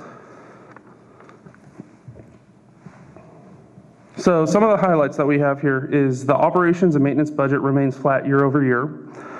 In fiscal year 14-15, the SAM O&M budget, the city will already be contributing almost $493,000 for treatment plant maintenance and for pump stations and for the IPS as well in account numbers 518-2004 and account 518-2005. There will be increased staffing for the collections team to go ahead and clean each individual member agency's collection systems. And then staff is recommending to fund a portion of the priority treatment plant reliability improvement project, which was $50,500. So my requested action this evening to the council is to go ahead and improve the combined budgets, the O&M, SAM O&M budget and the collections budget, and then approve a partial just for one project for the treatment plant reliability upgrades at 50.5% of the $100,000 project, so $50,500. This concludes my presentation, and I'd be happy to answer any questions. I understand that it's complicated, so I'm ready. Thank you, Alex. Any comments regarding this agenda item? Yeah, every year we have this battle with the SAM budget when it comes to projects and maintenance. And there needs to become a point when we need to get this thing really stabilized so we're all on the same page. And I can remember us not voting on the budget because of these capital projects, maintenance, whatever you call them. And so, I mean, it's just like Alex said, it's all about language and how we present these items. So at first glance, I was total agreement with staff about only paying for portion of the project. And so I'm still giving some thought to that. I'd like to hear what the other council members have to say, but at this point, I'm supporting what the staff is recommending. Any other comments? Vice Mayor, comments? Oh, I think, this is just, it's challenging all the time. You want to protect your ratepayers in your area, yet you also don't want anything to happen to the entire coast, so you have that piece in there.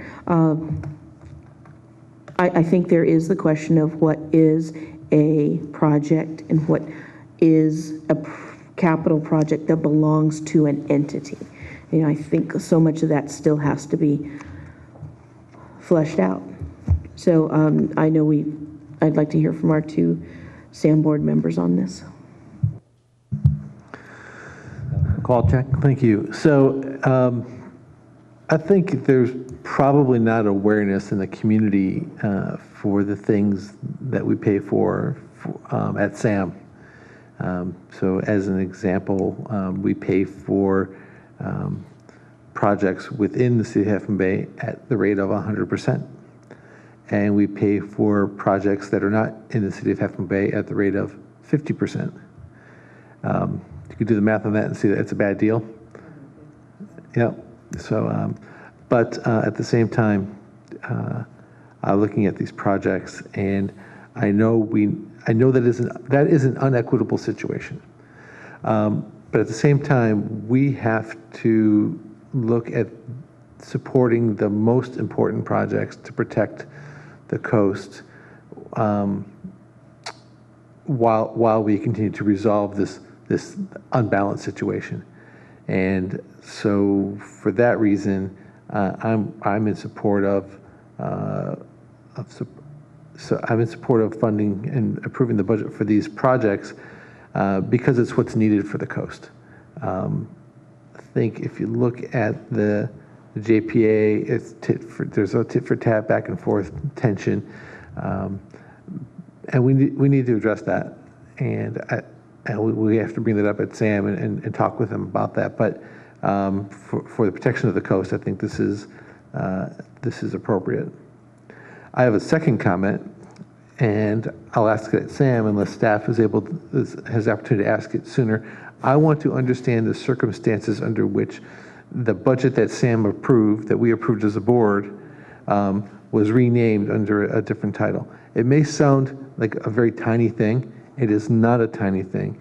It is actually a very substantial thing because the very specific language of our joint powers agreement dictates, based on specific wording, who pays for what. And so we approved X, but then it came to the city as Y. And I want to get to the bottom of that. Through the mayor, I thank you for bringing that up, council member, because that was one of my concerns. We approved the budget under one term, and it came back to us under another term.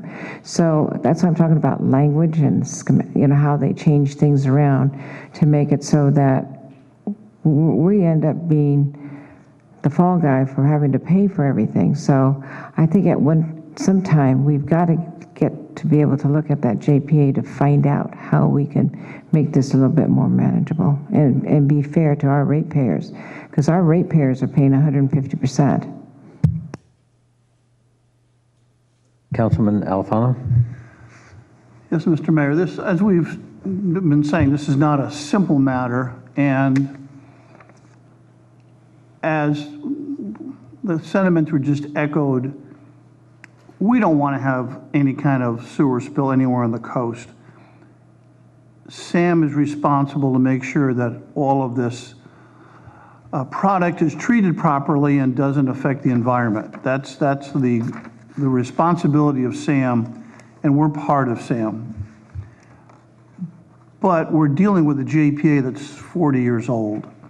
I think the correct course of action at this point is, as we've said, we need to find out why was this item renamed when the board named it very clearly capital projects. Number two, I think we need to, the council needs to say to SAM, we're going to fully fund the $500,000, but going forward between now and the next budget, we need to have an independent third party come in and relook at the JPA and decide what it would take to bring it current to the current activities. If SAM can agree to that, then I think we can all feel much more comfortable going forward that our ratepayers are paying their fair share of the operations of SAM. And short of that, we're going to go through this every year, not sure if in fact our ratepayers are paying the right amount. So I think that's got to be our goal, and I'm hoping our SAM members, the other agencies, will understand Half Moon Bay wants to pay its fair share. We're not arguing that.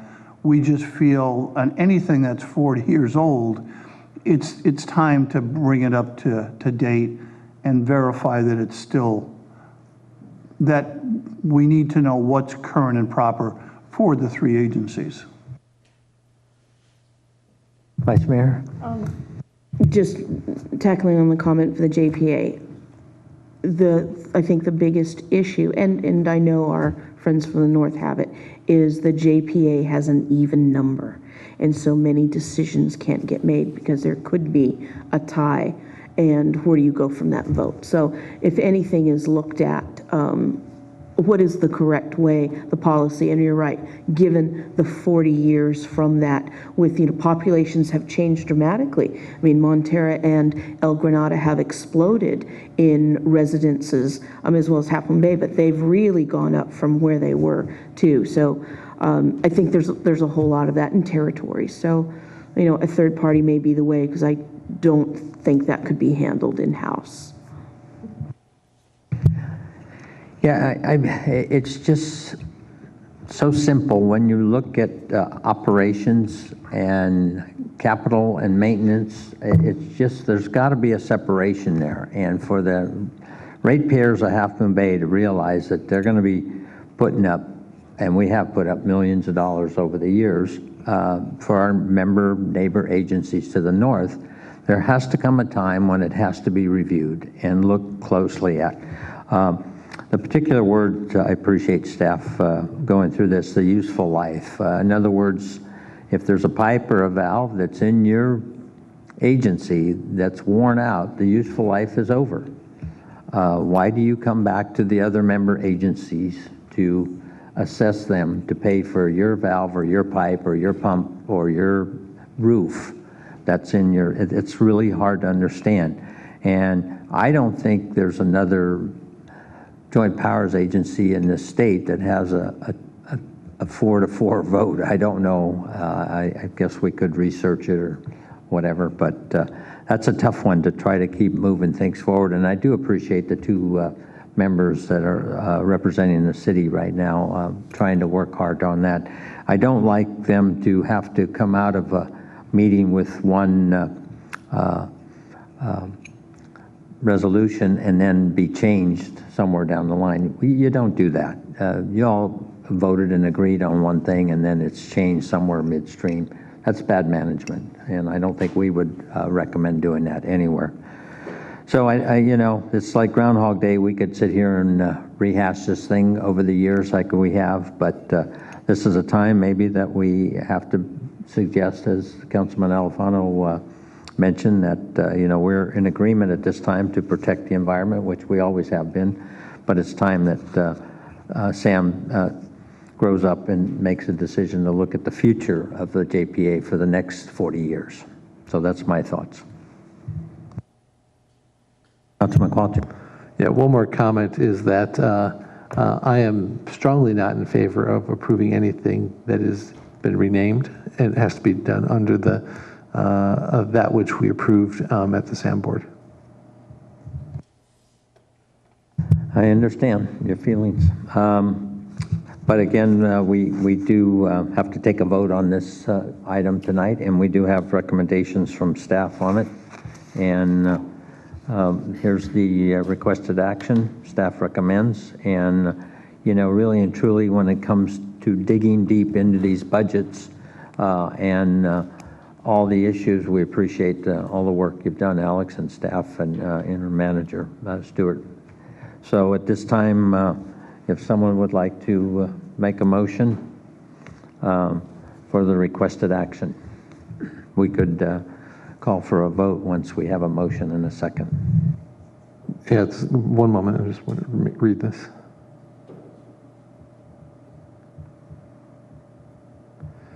So I move to adopt a resolution to approve the Sewer Authority Mid-Coast SAM combined operation and maintenance and collections budget and the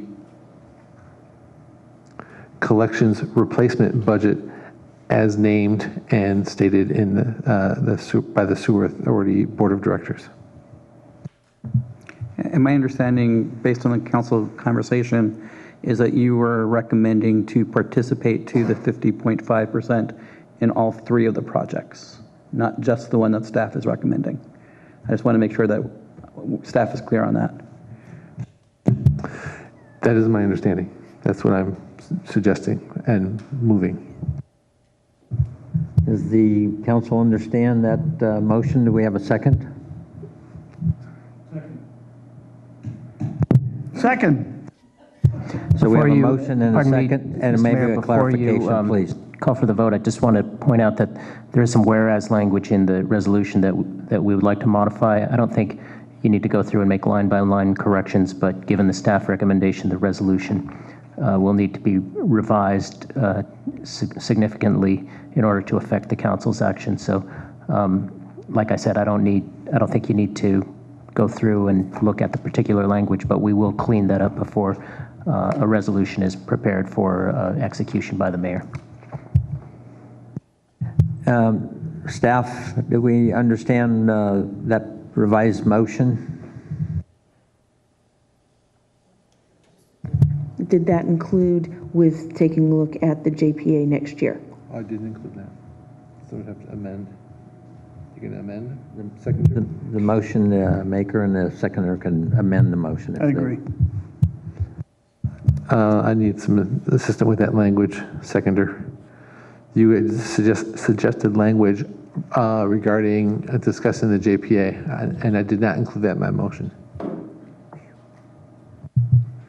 So you're going to add to your motion that we approve this along with the recommendation the JPA be updated? May I make a suggestion that we're approving the budget as stated and recommended with a caveat to have Sam hire a third party to take a look at the JPA structure as it is now and make recommendations. Are you saying contingent upon or suggesting? It's got to get settled one way or another. What do you think you can live with, or what would get this done at the SAM board?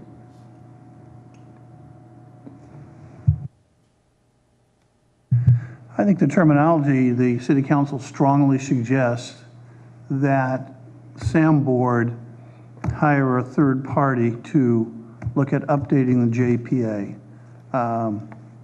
I think at this point that's the correct language to take it at this point in time. It's clear enough. I don't think we have to make it any stronger than that. So does it require to be in the motion? That's the question I think that our legal team and staff will want to know.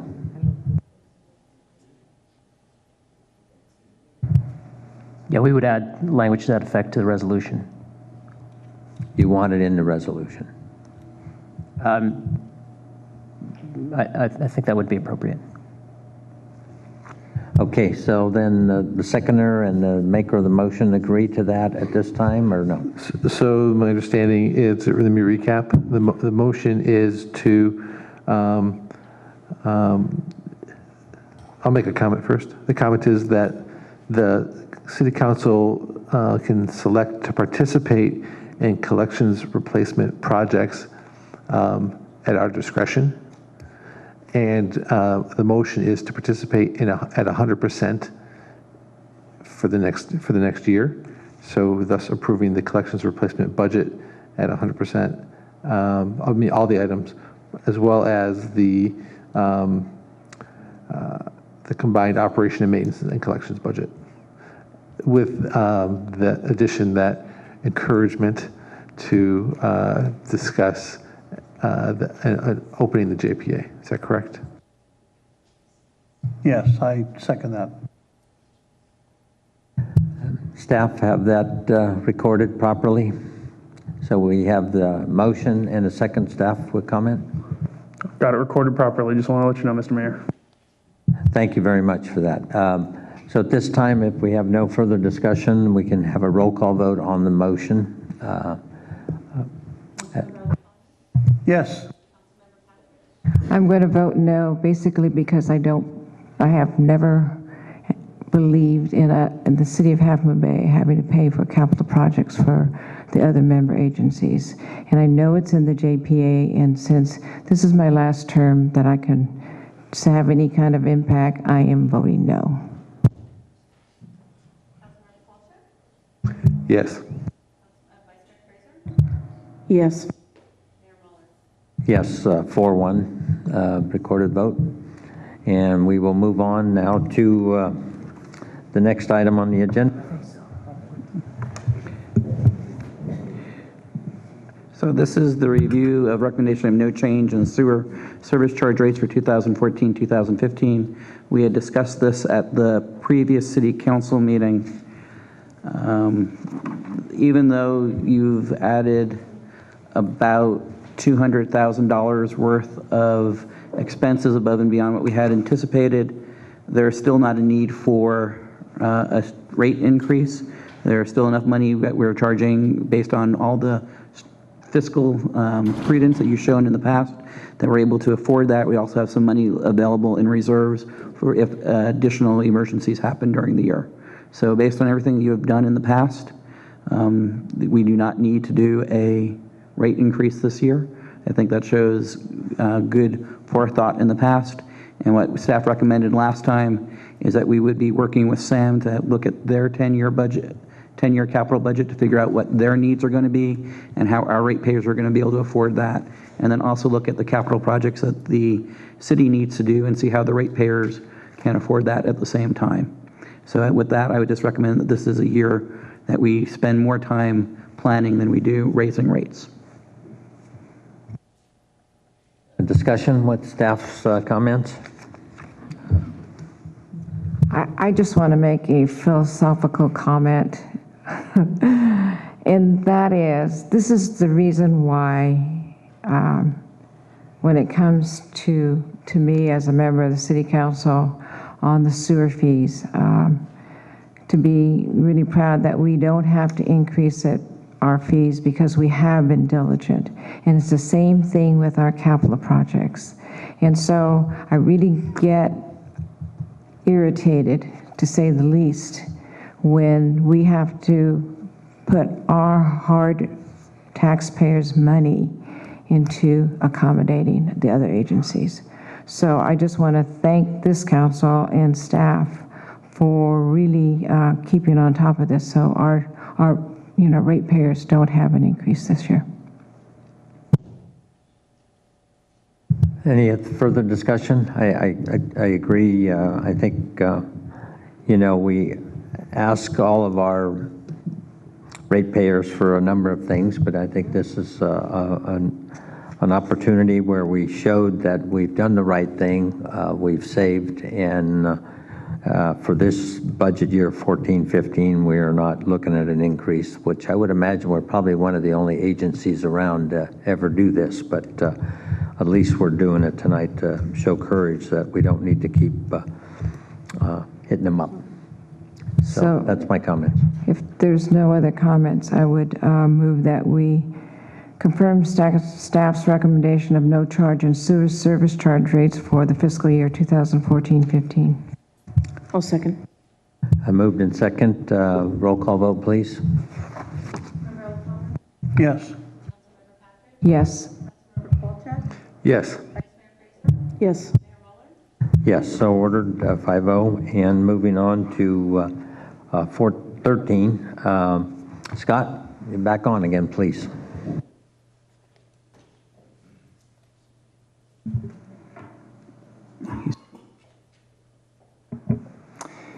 Mayor, Council, thank you for this opportunity to present for your consideration our final draft of the fiscal year 2014-2015 budget. The story of this budget message is a positive one. This current budget, as we look at these numbers and as we assembled this document, this budget is the outworking of strategic decisions that were made in this community's best interests, and we're now seeing the benefit of. The tough choices that were made years ago have set this organization on a trajectory of success, and that's where we are at this present time. That's the story of this budget.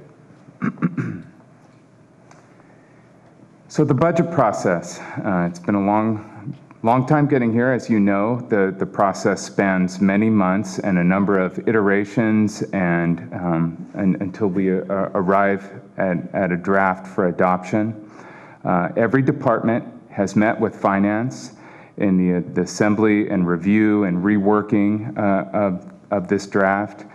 And the recommendations, you'll recall, we brought the first round to you in March, and we took your direction. And from that study session, we have incorporated those recommendations, or that direction, into the final draft. And that brings us to this evening, as well as our last opportunity to make any changes or recommendations. The strategic elements are well known, and I'll only mention them by way of saying these continue to act as drivers and guidelines for the priority and activities of the allocation of resources. These are guiding principles for us as we put these numbers together. A few key takeaways here of the budget message. As I mentioned earlier, this budget represents prudence, discipline, and structural balance. Good news, revenues are trending positive. Projected expenses were carefully considered as we put this together, and one-time spending recommendations are now a part of the draft in front of you. And this is what it looks like. Before, we had a projected surplus. We added council direction into this, and now you see we have a structurally balanced budget as we look at inflows and outflows, with roughly 14.4 million in revenues and expenditures. One last look here at the general fund reserve levels. Again, very positive. 4.3 million in committed reserve, and this is per city policy of 30% of operational expenditures. 2.4 million in assigned reserve for future projects. This represents council's intention for the future of these funds, and 1.5 million in unassigned reserve.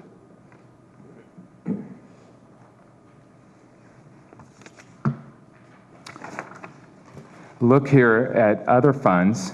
We've been talking about general fund, but this is, some of them are groups of funds, but in addition to the general fund, there's an overview of budgets for major and minor funds. And these funds, as you know, have restrictions, with some of them being very specific, such as gas tax, sewer, CIP debt service, and et cetera.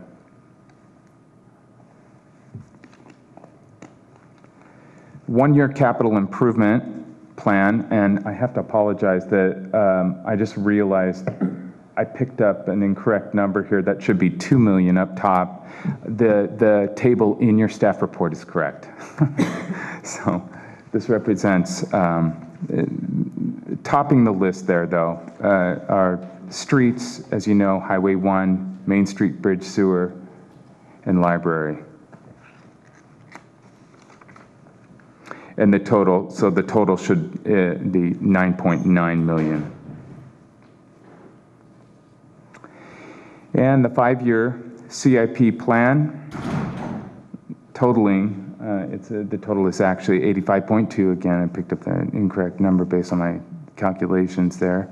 And again, major components the same, Main Street Bridge, Highway 1, Library, and Sewer. So some takeaways in summary, and just to reiterate, the past decisions that were sometimes difficult put us on a trajectory of success. However, long-term planning is still needed. And all of us as staff are currently working to implement and schedule budget priorities as directed by council for the long-term best interest of the city. Proposed action, staff recommends that City Council adopt the resolution approving the fiscal year 2014-2015 operating budget, 1-year and 5-year CIP plan. And I am certainly available for questions. Thank you, Scott. You know, when it comes to this type of numbers and where we've been and where we are now, you know, it's very easy to criticize, but I think this is a classic example that shows that this council and staff has made the right decisions to put this city on a positive note. And so I'm just, you know, once in a while we should take credit for making tough decisions, and I thank the council for doing what we've done, and I think the community appreciates it as a whole. And so I thank you for all your hard work. I often think about you finance people that in private sector, your February, March, and April months are busy, but I think in municipal, you're busy all the time with all of these funds. So I thank you for all that work. Any other comments to staff or questions? I'm going to make a comment, and probably my 4 other council members are going to be a little upset with me, but I'm going to do this. I'm going to recommend that we take the city council raises out of the budget, and that we do other alternatives of doing the things that we need to cover for council, such as the technology and other kind of things, if there's other ways of doing that. I am not a proponent of giving the council a raise right now, and I would like to see us to do a different kind of format of, because I really believe that the council does need the technology sitting up here, even though I am not a technology person, but I think the rest of you all are, and you need to be able to have that expense to be covered. And so I think that would be probably a better way of trying to get you guys up technology rather than just giving you a flat rate. If I may, I thought that was included in that. Am I wrong in that? So what was included in the budget was the items that you had picked up for the $1.6 million, and included in that was $8,000 for pay raises for the city council. At that time, we had talked about also putting in some money for technology allowance, and I think maybe what we would want to do is look at similar cities to us and see what kinds of allowances that they provided their city council members. I know in Brisbane, we provide a cell phone allowance, we provide a technology allowance, we provide a vehicle allowance because of all the amount of driving that you do on behalf of the city. So what we could do is look at other cities that are similar size and bring back, you know, what they do. And the nice thing about an allowance is if a council member doesn't use that, then they don't take the allowance. If they do use it, they do. So it's more of a reimbursement for what the council members put out on behalf of the city. So I would say, as opposed to, you know, if that's the direction the city council wants to do, we'll come back, you know, maybe in the July or an August timeframe with a report about what other cities similar to us do for allowances. So what I'm hearing is that we're not necessarily changing the budget, but we may reallocate it a different way. Right. I think if we reallocate it, I think it would make better use of the money. I seriously believe that, because then you would be getting some benefit out of it.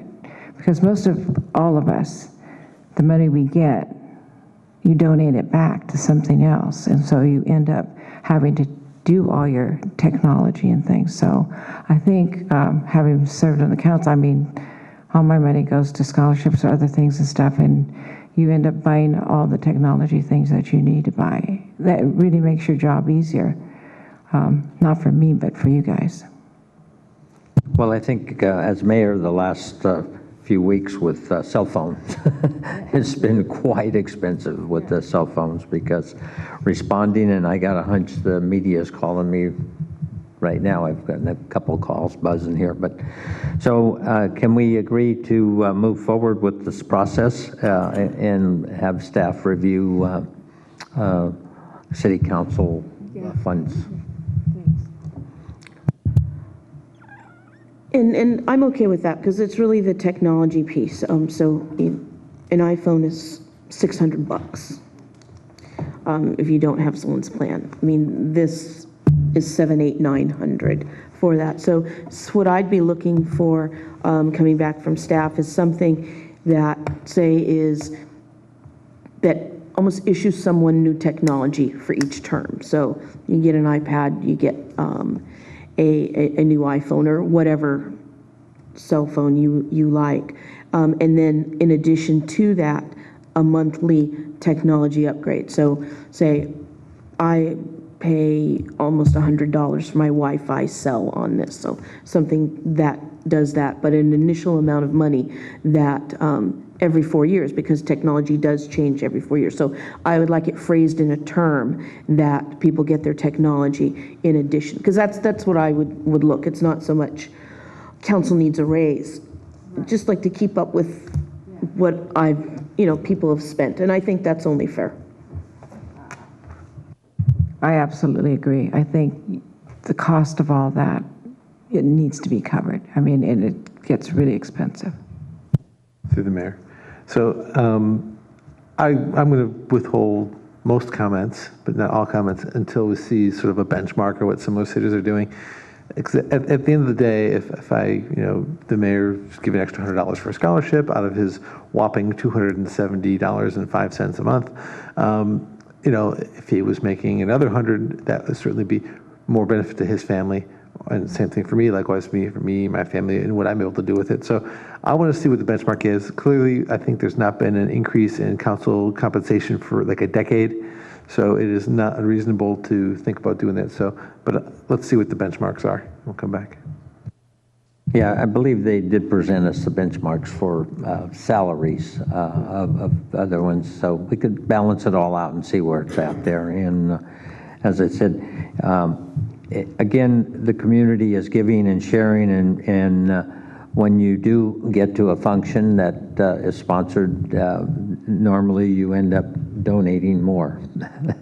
The other night at the Children's Theater, they were having an auction I wasn't aware of, so guess what?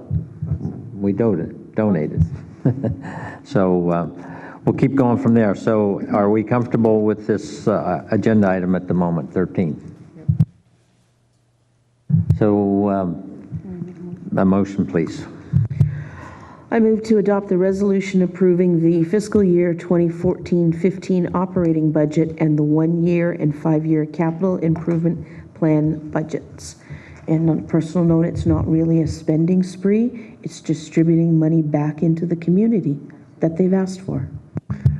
I'll second. Thank you for that comment. Moved and second. Any further discussion? If not, roll call vote, please. Oh, did you have a discussion? Yes. Yes. Yes. Yes. Yes, very good.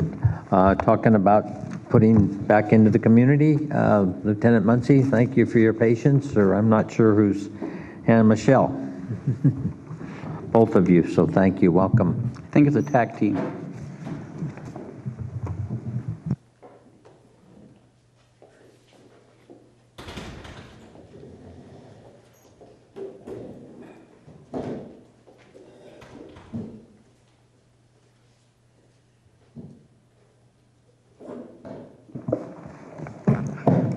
Good evening, Mayor, Council. Thank you for giving me the opportunity to, report out on the budget for the State of California Citizens Option for Public Safety, otherwise known as the COPS Grant.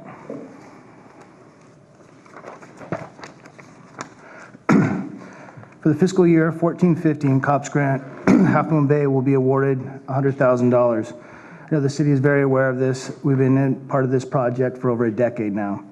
The funds are used for projects, programs, and/or equipment for frontline law enforcement officers. It's also utilized to enhance law enforcement services currently provided under the contract by the San Mateo County Sheriff's Office This year, we are actually rolling over $74,000 in unspent funding from fiscal year 13-14. The total amount available for fiscal year 14-15 is $174,000. The proposed budget is $20,000 for the Youth Summit for the spring of 2015, which promotes positive choices for 8th graders entering high school. $4,000 for National Night Out, which will be led by our new neighborhood watch groups. $70,000 to augment patrol, mostly on high tourist times in the summer and the weekends. The augmented patrol will consist of extra patrol, our traffic motor enforcement units, and also bicycle units. $10,000 to purchase and install video equipment for a new interview room. And lastly, $70,000 to substation refurbish and equipment. Most of that money will go to, we have 2 empty decommissioned cells that aren't being used anymore. And we want to turn that into the interview room, and then a few other upgrades on the substation. Total amount not to exceed $174,000.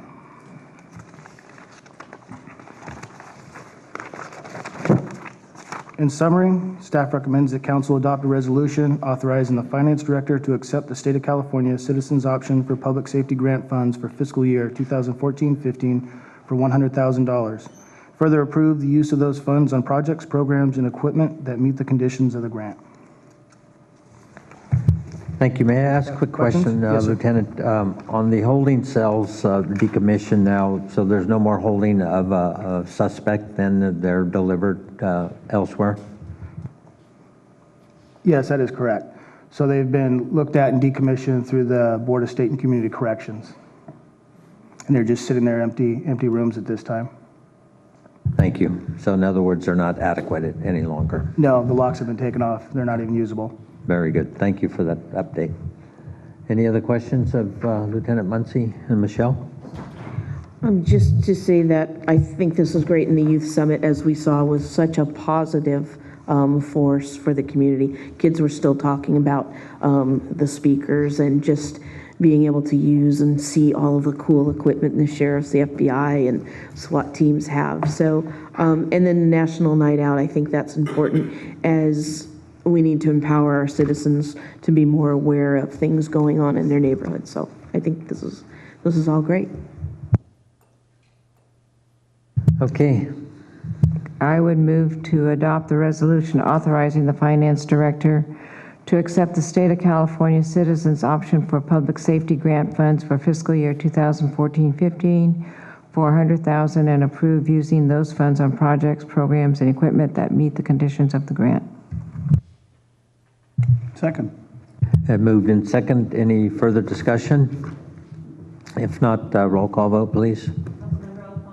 Yes. Yes. Yes.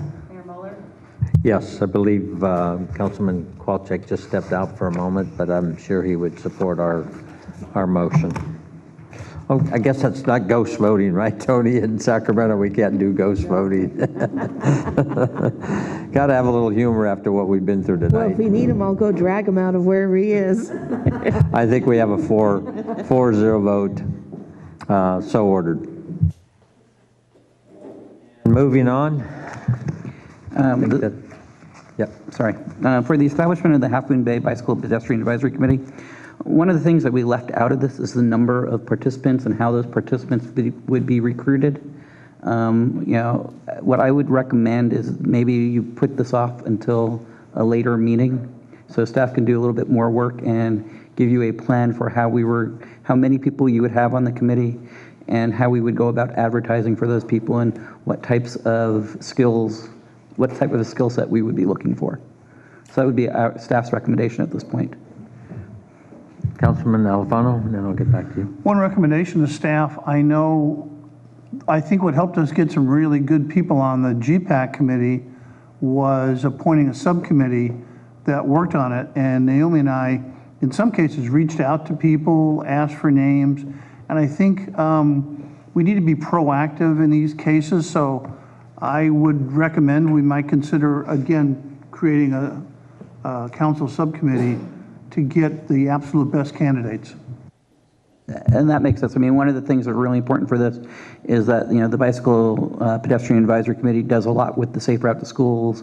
So maybe working with the, some of the school organizations to see who they have, that might be good, working with some of the bicycle interests in the community. So I think it would be good to work with the council and work, just trying to come up with what kinds of people would be the best fit for this. And we would like to come back with a little bit more complete staff work. Yeah, so I think number one, we want more information on that without a doubt. And then number two is we have to stress it's have to be City of Half Moon Bay residents, correct? And number three, we could put a subcommittee together of the mayor and the vice mayor if the vice mayor would agree. Anybody who's a bike? Well, I have my cruiser I got from the Bike Works. I use the trails. I think, why don't we go with that? We will be waiting to hear from staff on that, so. All right? All right, see you later, okay. Okay, so officers have a call, and so we will conclude the meeting. I believe this is the last item on the agenda, and so we will adjourn at this time. Thank all of you for your patience tonight.